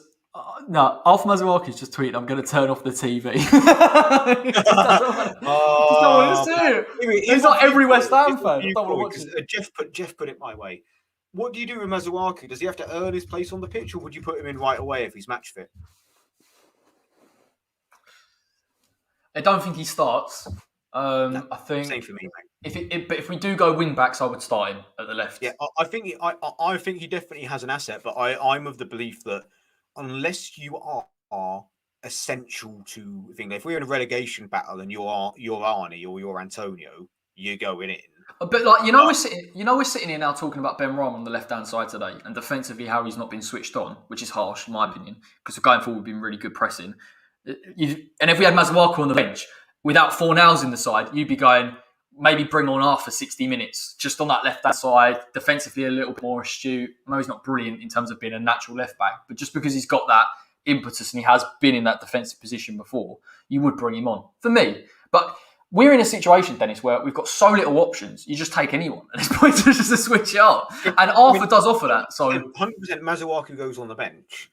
I said 100% goes on the bench, but I think players have been playing so well. There's no one in that 11 that plays poorly, in my opinion. There's different setups for different players. And for me, based on performance, as much as I rate Ben Rama, on the left for a game like this, I'd rather Fornals. And to an extent, I'd rather Mazuaku, because one thing I'll not forget this season, and I think it was so pivotal, was we did it when I came on after the game when we won 4-0 against Wolves. Yeah. The way can we completely nullified Traore. Yes, bang on. Yeah, he did. And he was mental that day, so I won't forget that. Traore is massively overrated, but yeah, I know what you're saying. I don't think he's overrated. I think he's... Wait, 5 seconds. Wait, we're going to start the half in a minute. I'm just going to get a beer and then we'll... But all I'm going to... So I'll stay. You go get your beer. I'll come back. Yeah, cheers, man. My 2 pence on Traore is I think he's a very good player. I just think he's a bit like... He's just some Lukaku syndrome where he's really hot and then he's not. And he's been not for quite a while. I think he's very predictable. And I wouldn't sign him for West Ham. Because I think it'd be a lot of money and he wouldn't fit in. Patches and he'll go 10 games of being class and then he'll go 20 games. But everyone gets excited because he's this freak where he's so quick and so strong. But it's a bit not like... technically there, in my opinion. He's like a FIFA fanboy. He's like, oh, he's a beast! He's a beast! I say that being 10.5 stone, 5'6" bloke. But the narrative that he could be the new Antonio for me is just stupid. Like that's just my opinion. I don't think he plays centre forward. No, but anyway, go get your beer, mate. And but drop a like, subscribe if you're not already. We got your regulars. We see you. Right, okay. Grimps off for life. Your question. All right. A better question could be if we need to go on a run and finish above Spurs and Arsenal. Absolutely love that. I mean, I've got a lot of time for Leeds. I like Leeds. I've got mates to support Leeds. My childhood, Leeds are, for me, not just saying this to kiss Arsenal, Leeds are a top 8 Premier League side. Give me David O'Leary, give me Andy, give me Lee Bowyer, Alan Smith. And he said Andy Smith because Andy Smith's my next comment. Sorry, mate. But yeah, I'll be honest, Andy. Yeah, I'm not always convinced with Arthur, but he's had some great moments and we take everybody we need right now. And I think, am I convinced by Arthur? No. Do I think Arthur could be an asset for us? Absolutely, he could be an asset for us. And right now, we need every asset we can get. Welcome back, Angus. I didn't have the power to bring you back. I'm sorry, mate. Yeah, he didn't actually know you were there. Yeah, no. As I said, drop a like, hit a subscribe. I'm off to get some Bitburger. Peace. We were talking about Arthur. Did you hear that, Angus? Mm-hmm. Dennis was asking me if Arthur comes back, does he come straight back in? I said I would have him as an option on the. Oh look, I think DJ's just summed it up. He fits our back 5 system. I'm not sure about the Zinchenko thing, but definitely if we played a back 5, I'd have Arthur on the left. So I do. He doesn't come back in. I think his best position for us would be as competition for Ben Rama for that 4th almost attacking position. That's where I see him, to be honest. Like a Fornals on the left, he can provide that bit defensively, but he's never been a defensively minded player. I think his work rate, if you look at it, has always been probably more shifting to the attacking play than the defensive. He gets caught out. I remember, 2 years ago, he was getting caught out left, right, and centre for goals, and that's where we knew the goals were going to come from, down that left hand side. He's still definitely got a role to play in, because we've got 100%. No, he's a brilliant player. Because the interesting thing now is because when Arthur was a regular, it was a back five, wasn't it? And then obviously since he's gone out, we played a bit of a 4-2-3-1. If Fornals was injured, and we were talking, obviously he's not here today, but if you had an option to come off the bench and possibly replace Ben Rama 60-70, I'd look at Arthur, because I think he's good enough to. He's not disciplined enough or aware enough to play left back, but he is good enough to play defensively and get back and take the ball forward, which is what you really want from a left-sided player with Creswell kind of behind him. So he still definitely has a role to play. It's just more so the fact that the 4-2-3-1 formation is suiting us brilliantly at the moment. Defensively, I'd only play him in a 5, as you said. So, where does he fit into this team? Probably, if we don't change the formation, he'd be most suited to that left-sided attacking spot as competition for that. We said exactly the same about Frederick. Do you remember, when it was you can only play back 5, and you said, well, he can play right-hand side of an attacking 3. So I wonder whether we'll actually see that in the future. I said that. I remember I scoffed at that. I'm all for that today. I think if Bowen gets tired, Frederick's coming on could be not a bad option. I'm not going to say he's better than Bowen, but there are worse options on the bench. And he's done all right. He's done all right every time he's come in. I still maintain Fredericks as a centre forward is not as good as Sebastian Haller, and I will die on that thought. But we're talking about Fredericks got a great goal against Sheffield United. Right. He wasn't too bad for us against. I think it was Villa, weren't it? He had a pretty all right game against Villa, playing out wide, right? It's going to be interesting this summer, isn't it? With a lot of players like that, Fredericks. Half-time from what I can see. Yeah, we've kicked off no changes, as I can see. Right. Let me change the... Oh, come on, West Ham. Not going to lie. I mean, we're in a fantastic position, but I can't say I'm the most confident person in the world. Really don't like this position one bit. I've got the nerves in my stomach, that's for sure. I'm with you on that, but at the same time, I'd be. What I would say is, I'd be. Oh my god! Just watch what I've just seen. Just watch what I've seen, Dennis. Just watch. This is what I'm talking about. What's going on? Oh fucking hell! Off the line by Diop. Really? I'm really scared shitless now. Mental.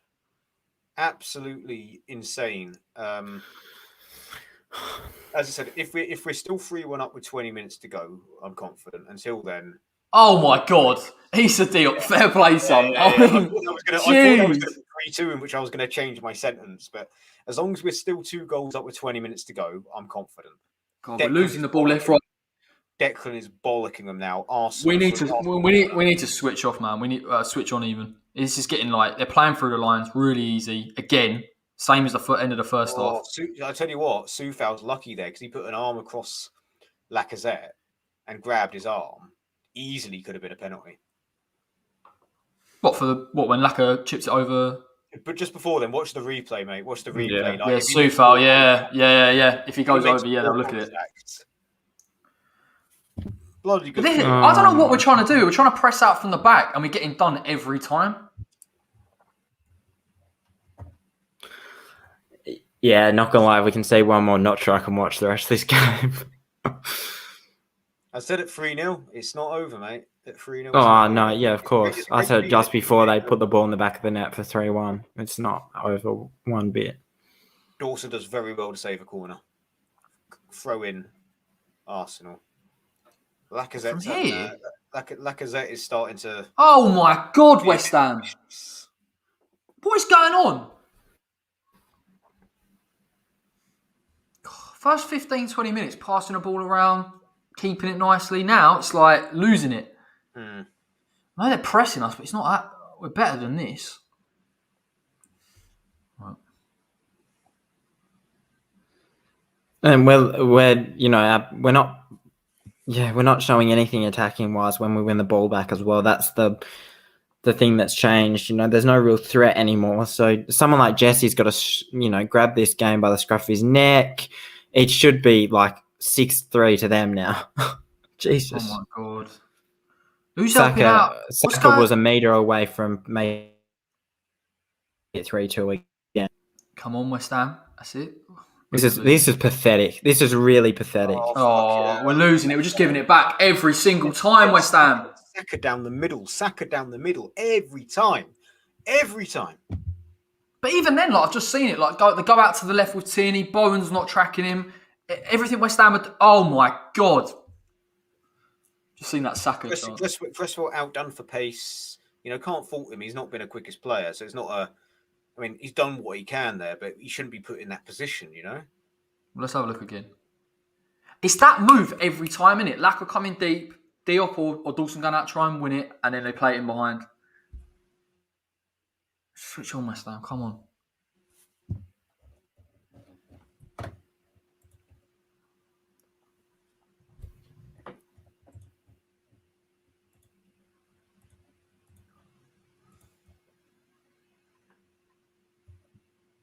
This is absolutely horrible to watch. Oh my God, really? They're just passing it round. They're passing it through us, though, even worse. Mate, it's like watching the Harlem Globetrotters. They're just, I'm sorry, but we talked about how we were playing the players at the club. We're now playing the club. And we're playing the club from 2005. I don't know what's going on. We're actually up against Henri, Perez and Bergkamp in their prime. We're showing them way too much respect. We're just looking lazy in the shape, not pressing right, playing through us. Stop playing through the whole team. Diop is pushing up so high, it's stupid. I don't know what he's been asked to do. Angus, we just got away with one there, didn't we? When Diop pushed up and Saka, we got away with one. The next one we're not getting away with, lads. The next time that happens, they're scoring. I'm sick and tired of this. He's getting drawn in every time by Lacazette. He's going to come deep. Let him have it. One of the defensive midfielders sort it out. At the minute, I know he's at the top of his game, but just sticking Noble in the hole right now wouldn't be a bad shout for me. Well, or just someone to stop Diop going out and trying to win it off Lacazette because he uses his body so well. He's winning it every time. Right, okay, Saka's on the ball. We've got to stop whatever comes in, and we do. Well done, Craig Dawson. Well done, Craig Dawson, mate, and Souček. Oh, they've got it again, though. God, literally, I'm a bit ahead. They're taking the piss. Doubled up, and Ben Rama's getting back defensively well there. Getting back well. It's like it's the 89th minute. They're 6-0 up in the Champions League final. They're just passing it around us.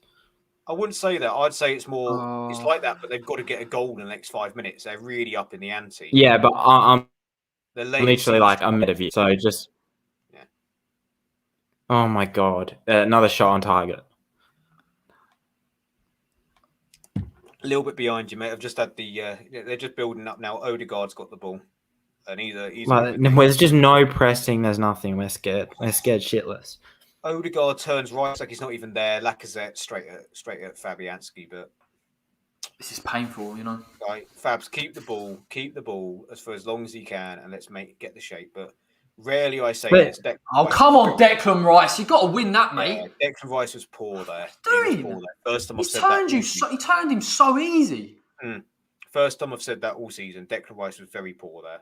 I know he's good on the ball, Odegaard, but you can't. God, I don't know. Well done, Cresswell, showing his experience there, getting the throw in, making. They're through here. Just honestly, this is pathetic. This is absolutely horrific football. He's got to have a word with him. I don't know what he's going to do, whether it's system or. Oh, Jesus Christ, I'm sorry, Paulie, but Ben Rama really lets us down there. I haven't seen him. Really lets us down. I've watched a lot of football this year from all Premier League clubs. I don't know where it's 25 minutes from any club, including Sheffield United, than what we're doing at the moment. This is I don't think we've been in their half. They've had about we're 8 minutes in now. They've had 5 shots on target potentially. It's just stupid. I've never including Man City, I've not seen a side play through us this much this season. I've not seen it. They literally are every time playing it through us, and we're not even getting close. And Ben Rama, lost it, and you can't lose it there. That's the sort of shit I was warned about by my mate that watches Brentford. Yeah, it's only a one-off. You know what I mean? No, I'm saying, but that exactly. He said he saw that so many times last season. When the going got tough, he just did stuff like that and lost the ball and just stood there. But they got a free kick. Oh, David Luiz with another shot. Oh, I'm not sure how much more I can watch. The way this is going, I just want to go to. The way this is going, I just want to go to a back five because I don't even know how we're going to. I'm saying either Noble in the middle or bring Cresswell dead centre and put Ben Johnson on. Take off Benny and Ben Johnson. Thunder and Joy was right. I told him he was wrong. The way we were playing, honestly. David Luiz is free. Bet Arsenal can't believe their luck, can they? I'm struggling to think of the last time we touched the ball in their half. We haven't. I think we're going to play it short out. We're on. They brought it back for a foul. Mate, if we've won a free Oh my god, they're kick, going to VAR or something. No, it's a foul. We were literally through on goal. Yeah, I've just seen that Souček has just taken someone down. Oh, maybe if they call the foul on Souček, then I don't care. It was for if they called a West Ham foul. Then. It could be a red card, lads. What's the Arsenal? No chance in a million years. No chance. Go on, play it. Why did they pull it back? Why would you pull it back? No, it's because he stopped the ball because it's a head injury. That's why I think. So he stopped the play there. We were completely through, which is a shame. But yeah, we were completely through. I mean, and I'm going to be honest. Sorry, I don't want to downgrade it, but Souček barely touches him. It's like his shoulder more than. If you see the referee going over to the VAR thing, he's just going to tell David Moyes off. He's not actually doing anything. Okay. I thought that was going to VAR. There's a false nine on the bench. If that's not a head injury, he's literally Benny's in. No, so he stopped the play. He didn't play advantage. That's what it came down to, and we were through on goal. Yeah. So if he called an Arsenal foul, then you complain with that. But foul, no, who cares? But it was the fact that we were through on goal and he stopped the play. Yeah, and I suppose we're playing again. So. Oh, that's Mickey runs out of play. Come on, man. God, Moyes is fuming. Come on. Ball control isn't.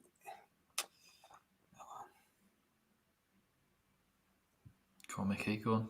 Oh, he's running out. Corner, West Ham. All I'm going to say is it is right that referees take head injuries seriously, but it was more his shoulder than anything. Wasn't it more just because it was a foul from Souček, right? As opposed to no, because we they gave we didn't concede a foul because it only got stopped for a head injury. It wasn't stopped for a foul. Oh, I thought you said it was. Oh, okay. No. I thought it was a foul. By the law, if he goes down clutching his head, you have to stop the play. He said it's not a foul, but the guy's gone down holding his head. And it is right that referees are doing this. It's just go on. Yeah, it's decent. That's decent. Go on, get a corner off that. Well done, Benny. God, looks like West Ham are finally. The minute we get into their half, oh yeah, we can attack Arsenal. Yeah. I don't think I've seen this since about the 20th minute when we went 3-0. I don't remember it, mate. It was 3 games ago now. Did we get excited about this corner? Maybe. No. Oh. It's with Fabianski now, just for the record. And that is the West Ham way, Angus. Having the ball in a penalty area. Don't worry, I've watched us enough to know that's the West Ham way. Yeah. We're through, maybe. Someone's got to hit that. Deck, nice pass, Deck. Right, we've got the ball in their half. Cresswell. Yeah, that was pretty shocking. Deck, just hit that, mate. Just smash it. Yeah, not there, bud.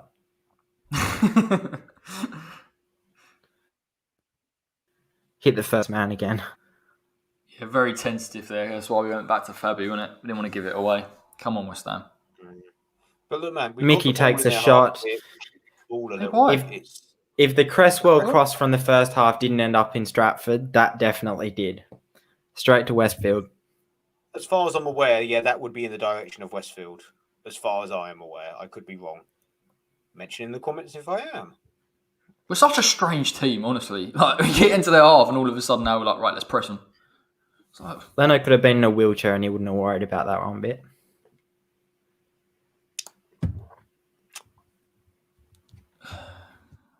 good ball. Go on. Arsenal through again here. Bit better. Even defensively, we look slightly. Mickey's absolutely shanked that, isn't he? That's not a foul. Don't you dare call that a foul. What? How? He's given a yellow card to Sufal. What a shit show. Standard.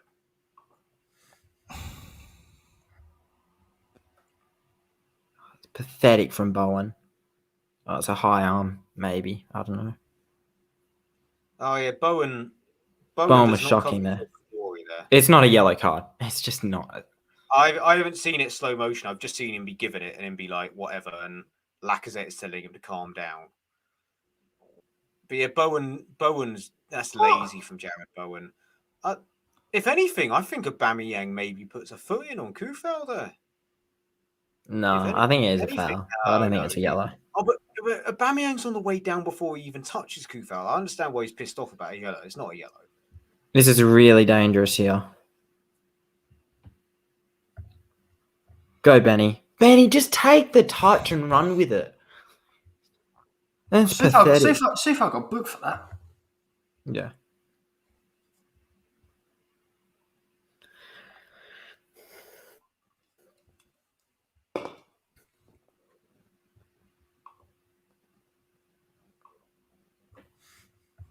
It's a horror show. Moyes is not happy. And you know what? For all of it, it's not necessarily Ben Rama's fault for this performance, but Moyes will be going, "This is what happens when I play Ben Rama instead of Fornells."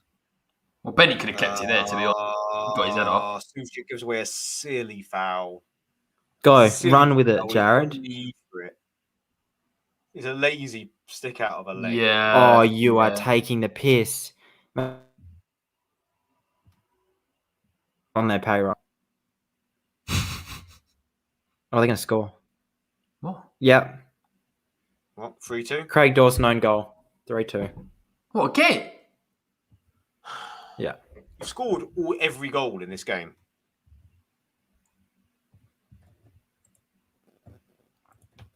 Oh my God, I'm literally losing the plot here.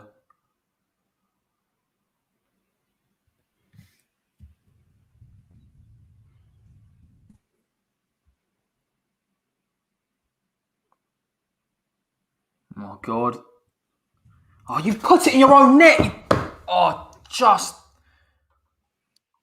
idiot. You can't blame him for that. No, yeah, I know. He had to get something right. It just looked like he did it emphatically, and it really got on nerves. If you told me West Ham would score 5 goals today and it'd still be close, honestly. I shouldn't make jokes now. It's not even. No. But if he doesn't touch that, Aubameyang has a. Yeah, no.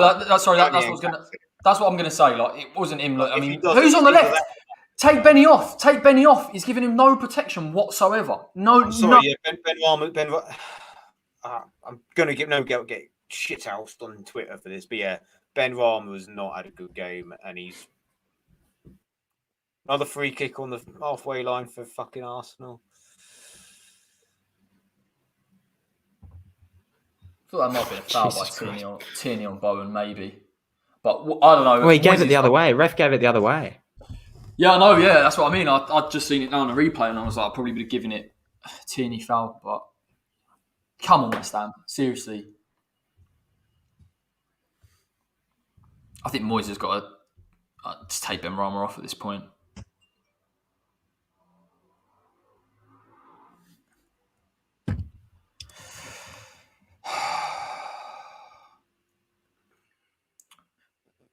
Andy's saying I would take a point. We're at it, mate. We were 3-0 up.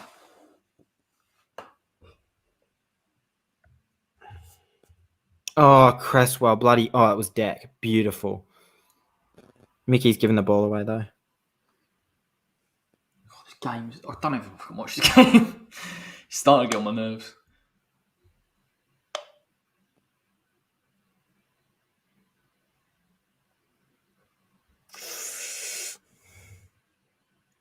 clearance. And again. Oh, Mickey, you got to do better there, mate. Come on. And he lunges in afterwards. He's lucky not to catch him there. Oh, Mickey, just sort yourself out. Jeez, man. How many times have we given a ball away? It's pathetic. Deal with it. Oh, it's just, this is... Where's Bowen? Oh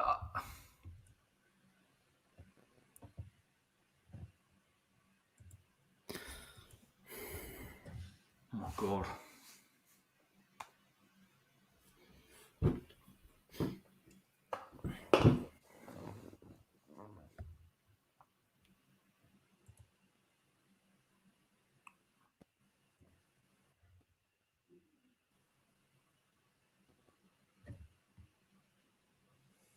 We're all stunned into silence here. Yeah. I don't even know what to say, to be honest. But I'd like West Ham to try. I'd like West Ham to try and keep the ball for 5 minutes. 26 minutes. Mate, playing football, I reckon, would be a good shout for us. These fucking clowns appealing for handball. Like, it's with one of their players and they still want the handball.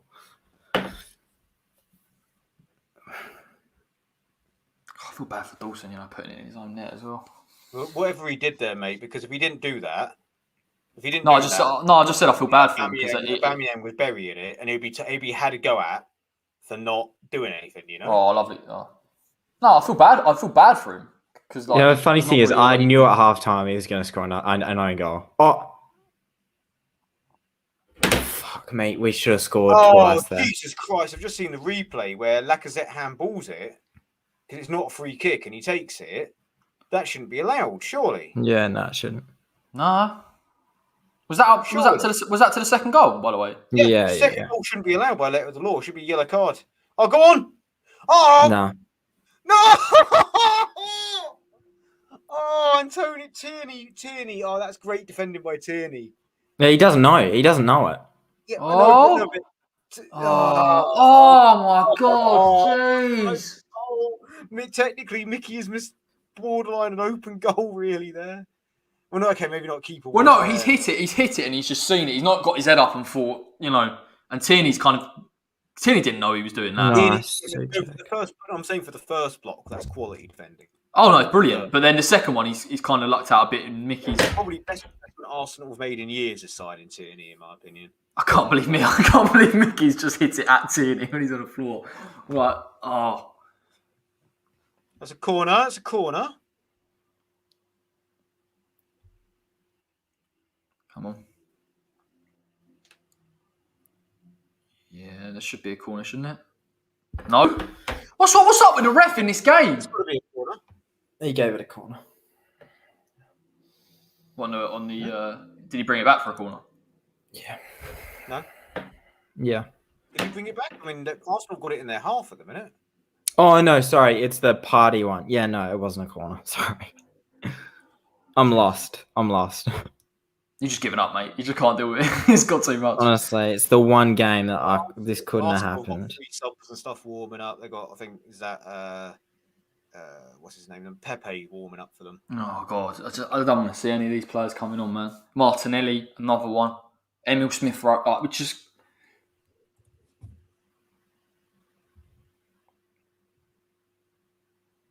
Oh, we really do with a goal, West Ham. I just can't see us getting one here. There's not enough going forward. Oh my God, it should have been 3-0. Oh, this is so fucking painful to watch. This fucking referee. It's John Moss, isn't it?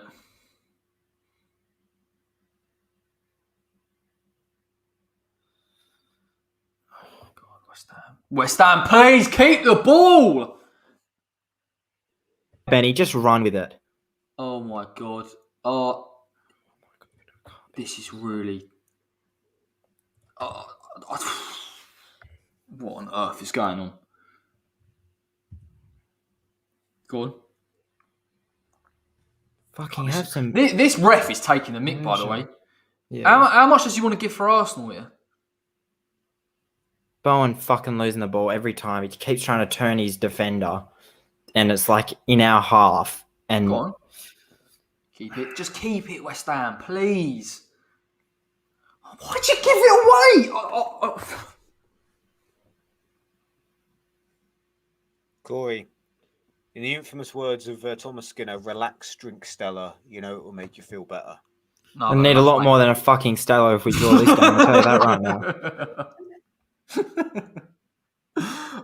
It's just, mate, honestly, I don't remember ever being this stressed this season. But we are the culprits of our own downfall. Genuinely, like instruments of our own downfall. But yeah, what a block by Cresswell there for Odegaard. Arteta's just tried to get the ball off Cresswell, and Cresswell.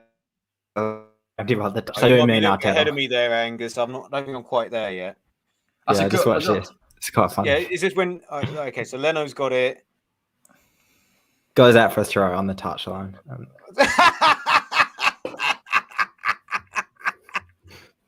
I love to see it. Top shithousery from Aaron Cresswell. That's actually so funny. And Arteta is throwing his toys out the pram about it. He actually reacted quite badly to that. Yeah, Arteta's just got done up by Arteta as a player. Even then, his assistant comes over and says, "Mate, come on, I'd have done that." Everyone would have done that in that situation. Calm down, Mikhail. Do you know what I mean? Just got done up by Chris. We're just through again, and we stuffed it up. But brilliant tackle by Sufal. Bit behind you, Angus. But yeah, Lingard's got his tail up. I know not to be. I know I shouldn't be excited by this because Angus has told me not to. But yeah, it wasn't as dramatic. Good tackle, Sufal. Yeah, I'm with DJ. Don't stop. Ben Johnson 5 at the back. Surely. I'd go 5. Ben Johnson for Ben Rama. Bring Lingard out fucking left or something. I don't fucking know. What are you doing? Well, you're going to have to be asking that again in a few seconds when Arsenal get the ball in our half. Declan Rice, beautiful interception, and to get the ball upfield, brilliant.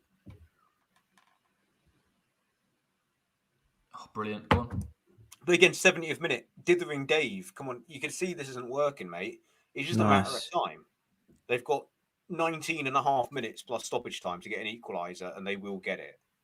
As things stand, yeah. We can't play like this for 90. Mickey is a mix of isolated and knackered, and our wingers are having to play as wing backs effectively. The thing is, when it gets to 60 minutes, like Mickey's going to start blowing, and if we're not playing well, then it's Odegaard misplaces it, and Cresswell sweeps up. But if Odegaard gets a good foot on that, go straight past him. We're riding our luck here. This is what get. Win the ball! Oh my god! This is the game where you put like Meepo on because of the raw pace. Like that's what we need at the moment. We need 3 players with raw pace and then park the bus essentially. Just keep it. Like, it's honestly a joke. They're breaking these lines so easily, even unintentionally. They're breaking the lines. I've literally just seen it. How many times?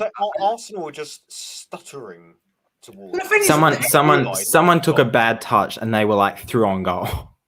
Yeah. But like every an time Arsenal player took one. They're playing it into Lacazette and Diop's getting done every single time, and it's just like it's starting to get.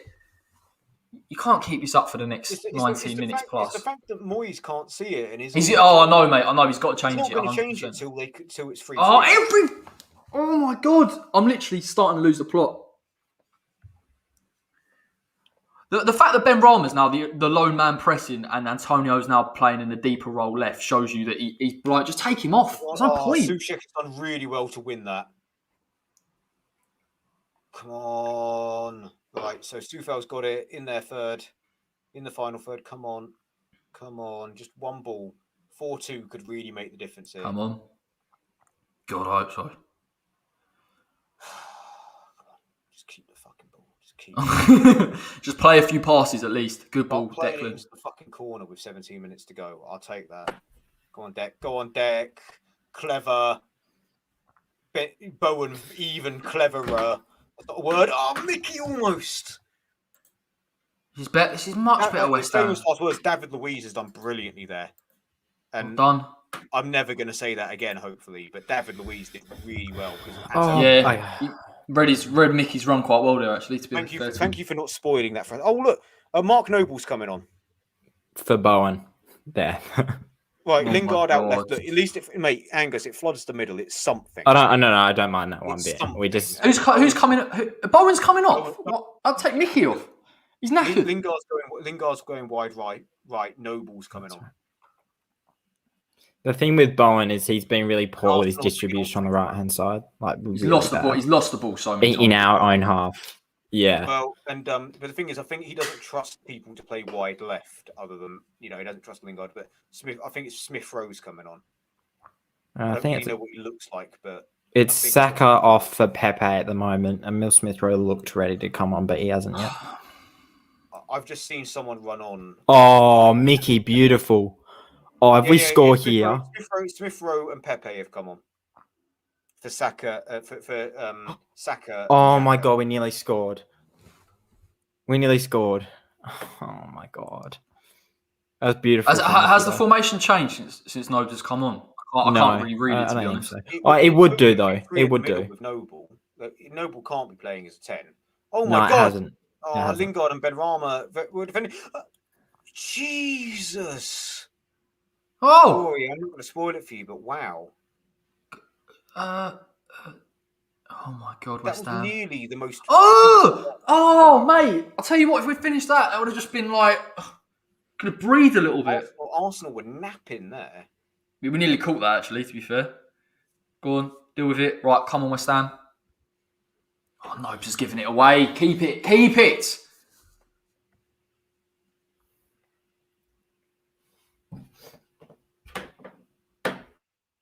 On 15 minutes, lads. 15 minutes. I can't even read this formation, to be honest. Getting in the middle of completely free to the bar. You love to see it. Come on, lads. 15 minutes. Oh, it's really.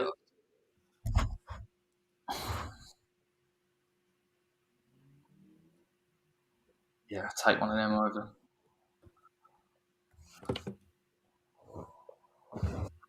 Jeez, man, this game is doing what nothing. Making it difficult for themselves. So, we made at the beginning that Chambers might have been the conscientious thing, but we haven't really exposed them down the left. I don't know how much that has been wrong, but I think Chambers has done okay. Benny. Come on. Tell me to be We just hit the post. We just hit the fucking post from a yard out. I want the Soviet cat to last forever because I'm a history grad, so I absolutely love the Soviet cat. Not that I love Soviet Union, a very backwards nation, but. Oh, Mick! How has he missed? How the fuck has Mikel Antonio missed that? Oh my lord! How? Fuck! Corey. Oh, what are you doing? Oh my God! I've just seen it. I've literally just seen it. That's like worse than Gaza. That is absolutely. Oh my! That is one of the worst misses I've ever seen a West Ham player make. I'm not even joking. Benny's done brilliantly there. The inside of the post from half a yard. Oh, you can't do that. Oh, it reminds me of. Do you know what it reminds me of? Do you remember? I know it's not. Dennis probably won't agree, but Bowen against Man United, where I thought he should have scored. That's probably an easier one. No, I'm with you on that. That was terrible. But that's like Gaza 96. But imagine if Gaza touches. I can't believe he's not scored that, man. God almighty! We deserved a fucking draw based on that. I can't believe he's done that. Now, these West Ham clips videos are going to be about 90 minutes long. West Ham have hit the woodwork 19 times more than anyone else this season. Jeez, man. I'm not surprised with stuff like that. I actually hate this game. This game has been the worst to watch. Kevin Nolan is smiling next to Ryan Fredericks like everything's okay. No, Kev. No, nothing is okay at the moment. Everything's on fire. Honestly, I'm not joking. Kevin Nolan would have scored that if he was on the pitch. He's like a cup of tea. This is nice. This is entertaining.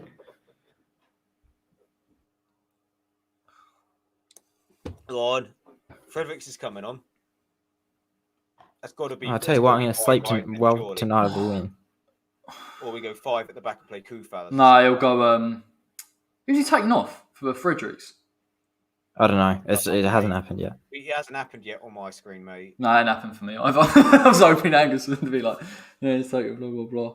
Come on, It's not decent a press. pen. Don't you dare fucking give that, you little shit. I've been shaking for 110 minutes now. This is not okay. 110 minutes? Yeah, before the game. I've been so nervous for this game. Since last night, he's been like, oh god. Literally look in the calendar for Arsenal games. It's like Aussie El Clasico, isn't it? Oh my god, what are you doing? Yeah, Chuckle Brothers in the penalty area. God, oh, this is horrible. I just want four. I just want four. I just want 4 nails back. I just want 4 nails. Anthony's still with us, but maybe, mate, I think you might have been onto something about being in bed was good luck or something. Yeah, go back to bed, Anthony, mate. I just want to get ain't this no game way done. he's falling asleep right now with this scoreline. Jesus. Go birds, Anthony, but go back to bed. Yeah, Benny's coming off. Yeah, right move. For Ryan Fredericks. Yeah, fair. A bit Benny's odd, though, not had a best. He's not had a good game, but it's the only time it's the first time I've said that since he played for us. It's the defensive side, isn't it, mate? And some of the ball, keeping the ball, and he's just been a bit ineffective. Maybe because we can't. I don't know where I imagine Fredericks comes on the right hand side, but we've got to sort out that left, mate, and give Creswell a little bit of protection I'm as thinking well. maybe Lingard goes wide left or whatever, or we go into a weird formation with like a 5-3-1-1 with Jesse Lingard playing off Mickey. Jesse. Come on, West Ham. If he scores right now, I get a tattoo. I promise you. Nah, that's not going to work, mate. I think I still owe Corey the Haller tattoo for the goal against Wolves, but I forgot that. I genuinely would have. He'd put that top corner, I would have. He did this. It hit Mickey's back. Like, I swear a ball hits Mickey's back, like, probably a couple of times a game. And he's run and got it back, which is phenomenal. Lingard absolutely playing out skin with that. I think he'd been better off passing to Antonio and just regrouping. Yeah, should have just kept the ball. Would have played Antonio in the corner. Mind you, Mickey, the way he's played last 20, he probably would have lost it. So, 80 minutes gone. Last 10, come on. I can't do it. Now, tell you what, this is absolutely phenomenal. Number 35 is Martinelli, isn't it? Yeah. Yeah, he's phenomenal. I love Martinelli. Love Gabby. He's a serious player, you know. He is. He's been unlucky with injury, hasn't he? He ain't played. Yeah. Because if they're at home, I believe that ITV have the contract for England games, mate. That's why. ITV have got the contract for, I think it is ITV. And England games, I think, have to be shown on terrestrial free television. Oh, God. To go, it's 3-0. What? Yeah, it's 3-0. That's a joke. It's embarrassing. Genuinely embarrassing. It's pathetic. Hold it.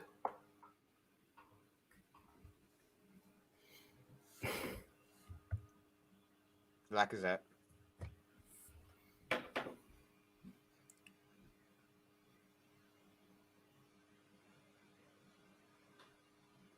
Free header. Right hand side again.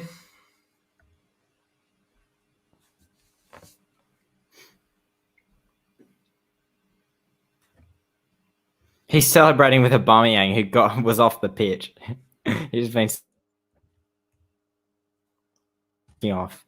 It's just stupid. Can't believe this, man.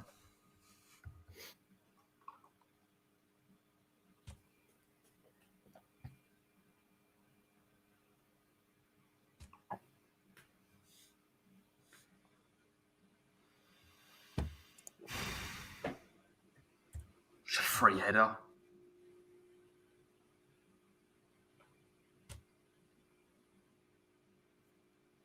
Oh my God. Imagine my shock.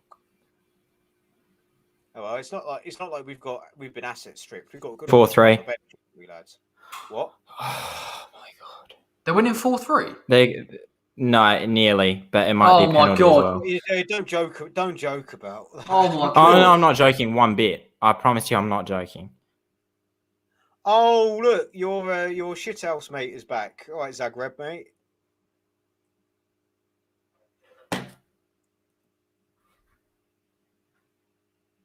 I'm loving that he saw the score and thought, I'm going to log in and comment on What are this you West Ham doing? channel. What is going on? Just falling apart, mate.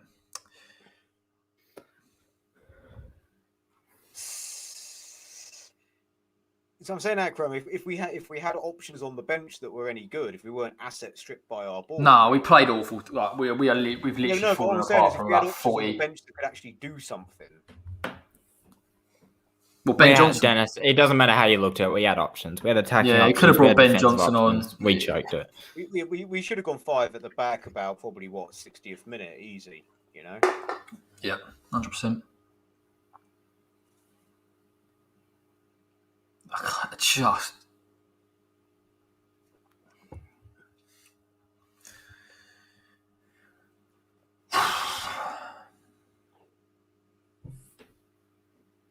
No, I disagree, Akram, mate. Bowen and Ben Rama didn't have a great game. They were not doing all right. In fact, he should have changed it earlier and brought on Fredericks and Johnson if he was going to go 5 at the back.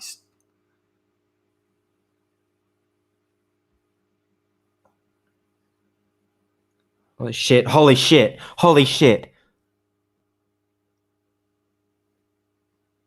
Oh my god, Deckner just nearly scored.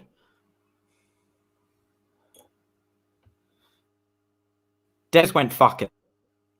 And he just like Oh mate, oh I've got it now. Oh, he's got Mickey open. Mickey had no pace. Go on, Dick.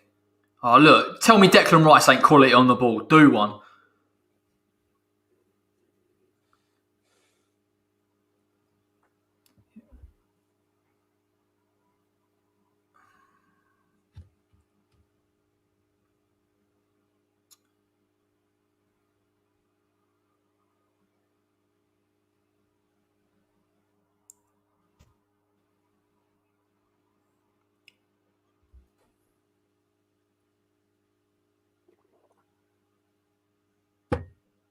Oh, my God. Jeez. One more ball. They play one more ball through us. I said at the beginning, I'd rather a 3-3 than a 0-0. I gotta be honest, mate. I'm fuming with this. This is, people can sugarcoat it or whatever. It's genuinely awful. It's you can't be 3-0 up and just like. He'll go, yeah, it's a draw. I'm like, oh, if we even get to that, do you know what I mean? It's we could well be behind here again if we had I reckon the odds are stacked in their favour to win this game. I don't reckon. I consider us lucky if we get anything from this. 100%. Which is mad when we went 3. Yeah, it could finish in the next 4 minutes. Could finish 5-3, easy.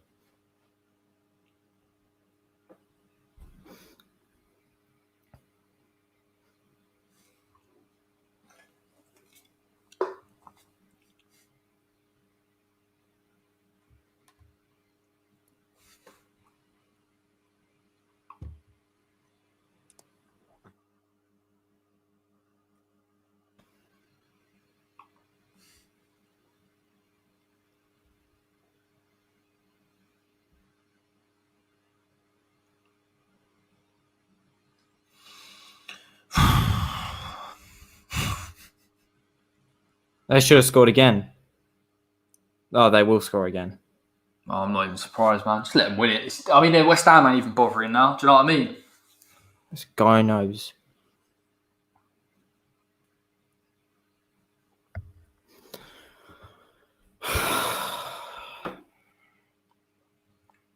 Oh, Fabianski, very big answer that. That was good. Go on, Fabs.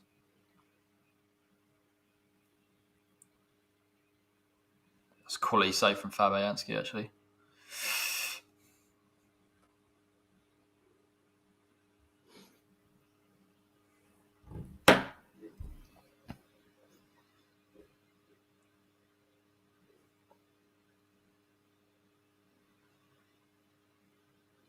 David Luiz is running up the pitch now.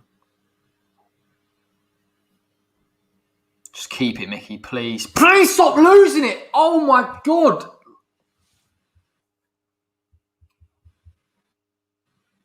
That's a good tackle, to be honest. That's a foul. I thought he got the ball.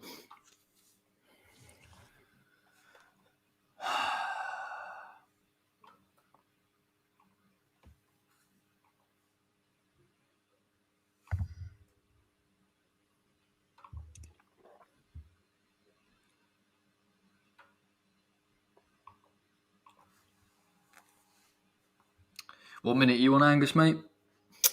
89th minute. So coming up to 89 on the clock. 89. About 15 seconds behind you, mate. Should have changed it, Moisey, shouldn't you, mate? You keep sitting there moaning about it. God. Like I said, just imagine my shock.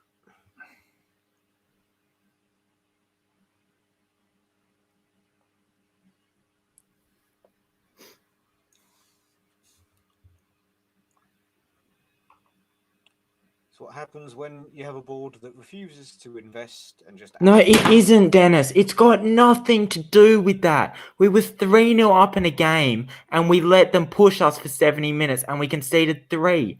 Yeah. My argument back to that is we had whatsoever. No, the manager wouldn't be as reluctant to make subs, surely. No, I think he's always not been proactive enough, mate. Like, it's definitely on Moyes. He's got options to bring on. He should have brought him on 60 minutes. When it wasn't I don't even think it's on Moyes, to be fair. I really don't. We've just folded. It's on the players. Certain players just simply did not look up for it today. But then you say that, first 20, 30 minutes, they were there. But I don't know. I ain't got a clue what's happened. I really haven't got a clue. You can't blame Moyes for this one bit. You have to blame the group of players. Because, like Angus says, if you bring on... For example, with the players that we could have brought on, would they have made an awful lot of difference? I don't think so. That's what I'm saying. Like, we have crumbled. We have made simple, silly errors. Oh my God! You can say, oh yeah, well, Lacazette handled or whatever as much as you like. We put the ball in the back of our own net twice. Talk about issues and our own fault. Yeah, of course it was.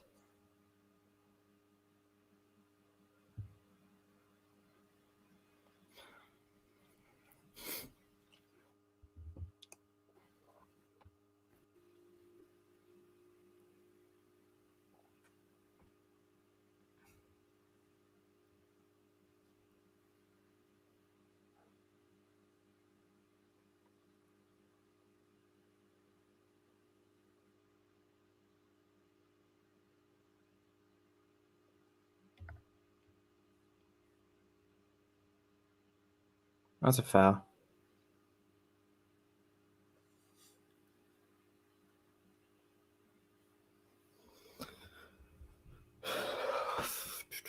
I can't believe how much we've fallen apart, to be honest.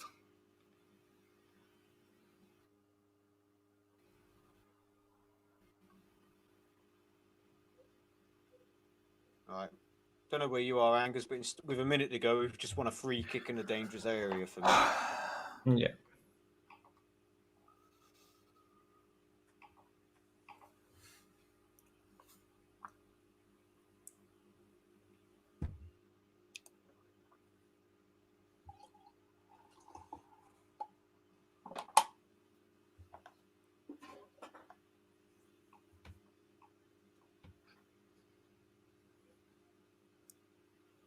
Oh, he gave an Arsenal foul there. Fuck's sake.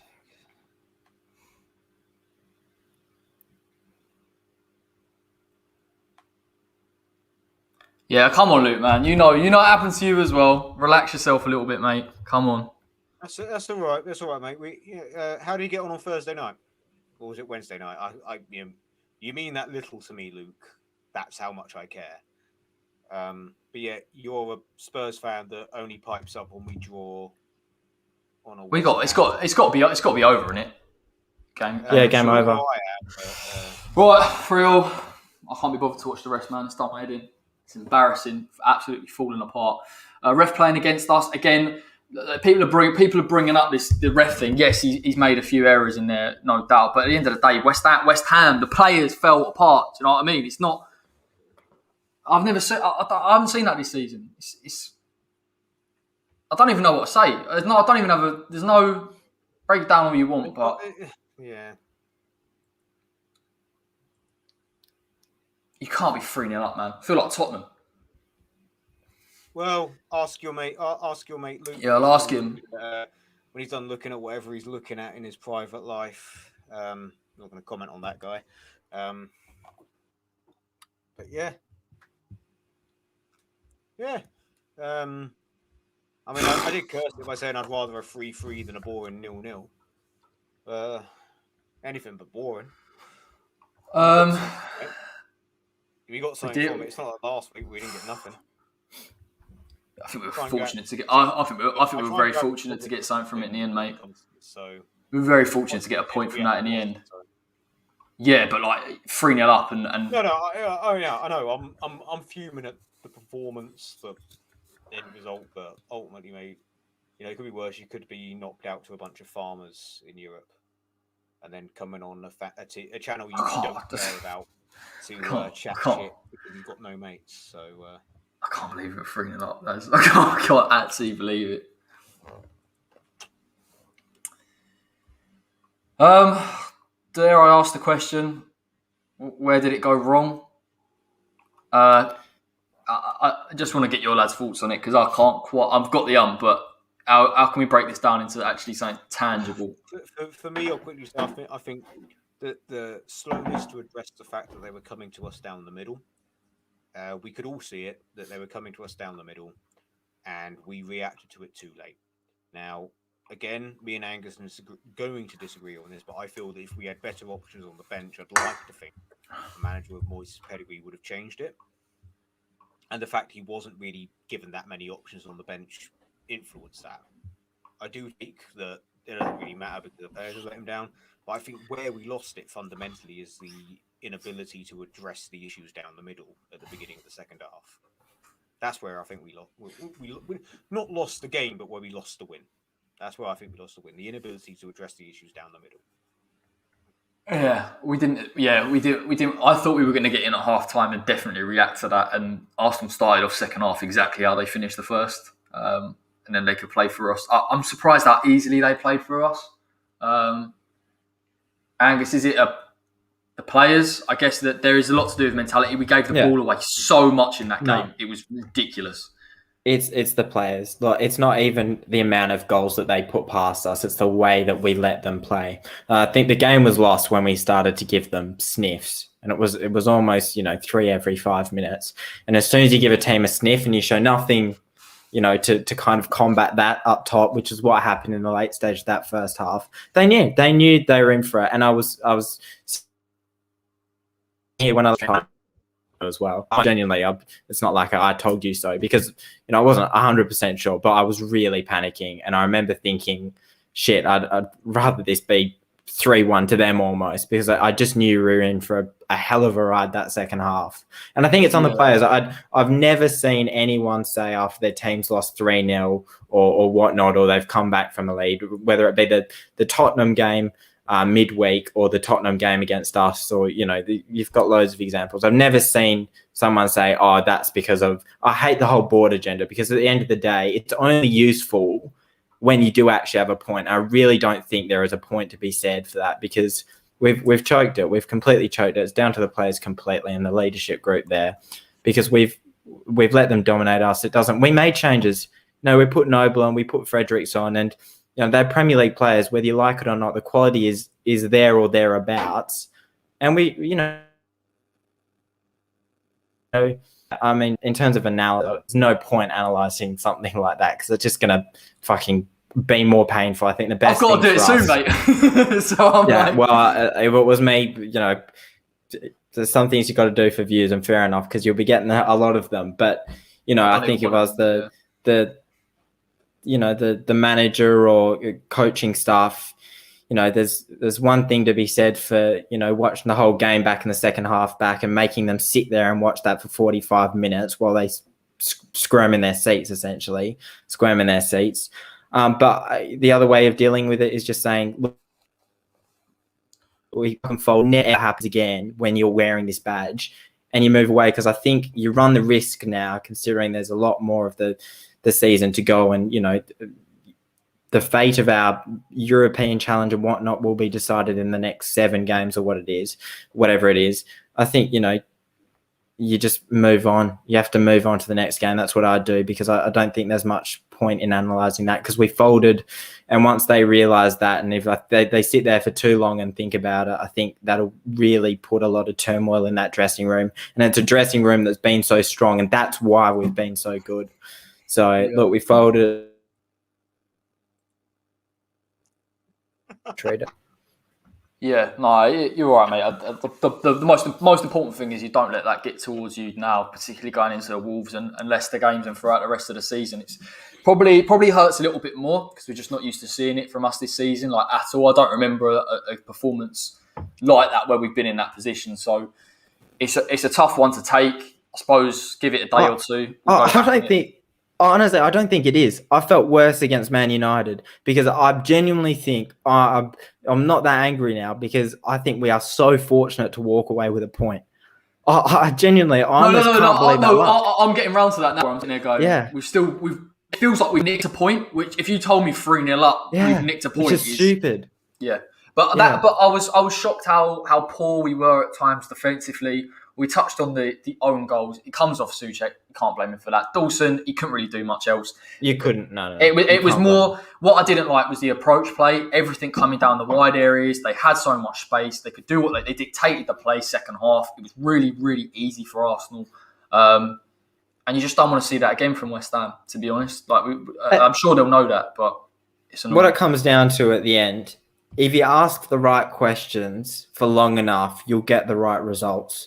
It's like putting chips on roulette and putting them on red every single time. Eventually, it's going to come through, and that's what happened for Arsenal. I think for 2 of those goals, you couldn't do anything. The Souček one was unlucky, and the Dawson one, he literally had to get something. If he didn't, it was the goal. So back anyway. Yeah. So they just asked the right questions, and we paid the price. They asked more questions than we did, and yeah, that's what happened. It's still always going to be fundamentally that if we have better options on the bench, we have better chances of closing out games. But ultimately, the one person that I will not blame in this situation is Moyes, because although he did dither on the subs, I think whatever sub he made, there was an element of risk. If he went to 5 at the back, if he brought Noble on a bit earlier than he did, there was an element of risk. And although I personally would have changed it quicker, I think the players that are on the pitch let him down. And I think he's been let down by not having the options he possibly wants on the bench, Honestly, I maintain always, to going back to it, is that whenever a manager, we've heard it from so many managers, when they say, I'm happy with the squad, they're told to say that. They're never happy. I don't think a manager can ever really truly be happy with the squad if you want to do better. And I think if Moyes had the options that he possibly thought he was getting in January or summer, I think he would have made more changes, not just this game, in other games. I think he made. It's difficult, isn't it? Because it's the heat at the moment. We've just, they come back from 3-0. But from what I can see, he put Noble on. We said we needed to sort out that central area. Didn't help. Frederick's come on, which can't really blame him for the goal. But again, we didn't. Normally, we tried to ride the storm for a bit, calm down. And even when we made the subs, we didn't either. It was exactly the same. So it probably has to come down to a mentality thing. But let's just hope it's a one-off, innit? Because I'm sure it will be. I'm happy to get the... I can't even say I'm happy to get the point. I'm not, but let's. I'm begging you, Corey. Highlight Leslie's latest comment. I'm begging you. She's had to make pants down. Let's just end this. I've got the ump now. Right. Thanks everyone for joining me, Dennis and Angus. It was all right, lads, for a bit, and then it wasn't. It was all right for the first. Which is the West Ham way. It wouldn't be if it wasn't anything else. Let's hope we'd never see that again. But yeah, like the video, everyone. We'll be back in before you leave. 2023. Yeah, he's got a coat now with that 3-0 comeback from his Arsenal mates. That's I'm not going to be able to sleep for about 7 hours. This is horrific. Yeah, I struggle to get more than a couple of hours sleep. That's due to my housemates shouting conspiracy theories until about 3 in the morning. So, Make sure you don't run into your Arsenal housemate anytime soon. Yeah, just go into hiding, mate. Avoid the kitchen. Half time, you'll get another one if you get a Domino's in. Never go out your bedroom for the next day or so. No, mate, I'm making a nice chicken teriyaki tonight, mate. I'm pretty right. So. Let's wrap this up here. When we start talking about food, you know it's the end. I'll be back with Dan in about, I reckon, 15-20 minutes. We'll try and digest that, and Angus said don't analyse it, but unfortunately, that's what I promised you. Get your post match. And we'll have to go through it painfully, but I'm sure we'll come to some sort of balanced resolution. So thank you so much, everyone, for joining me. We'll be back this week, hopefully. I know it's the international break. I'll try and get some stuff out there or discuss it at some point. And then other than that, we'll be back for the watch-along for the Wolves game. So fingers crossed, nothing as frustrating as that happens again. Listen, lads, until next time, take care.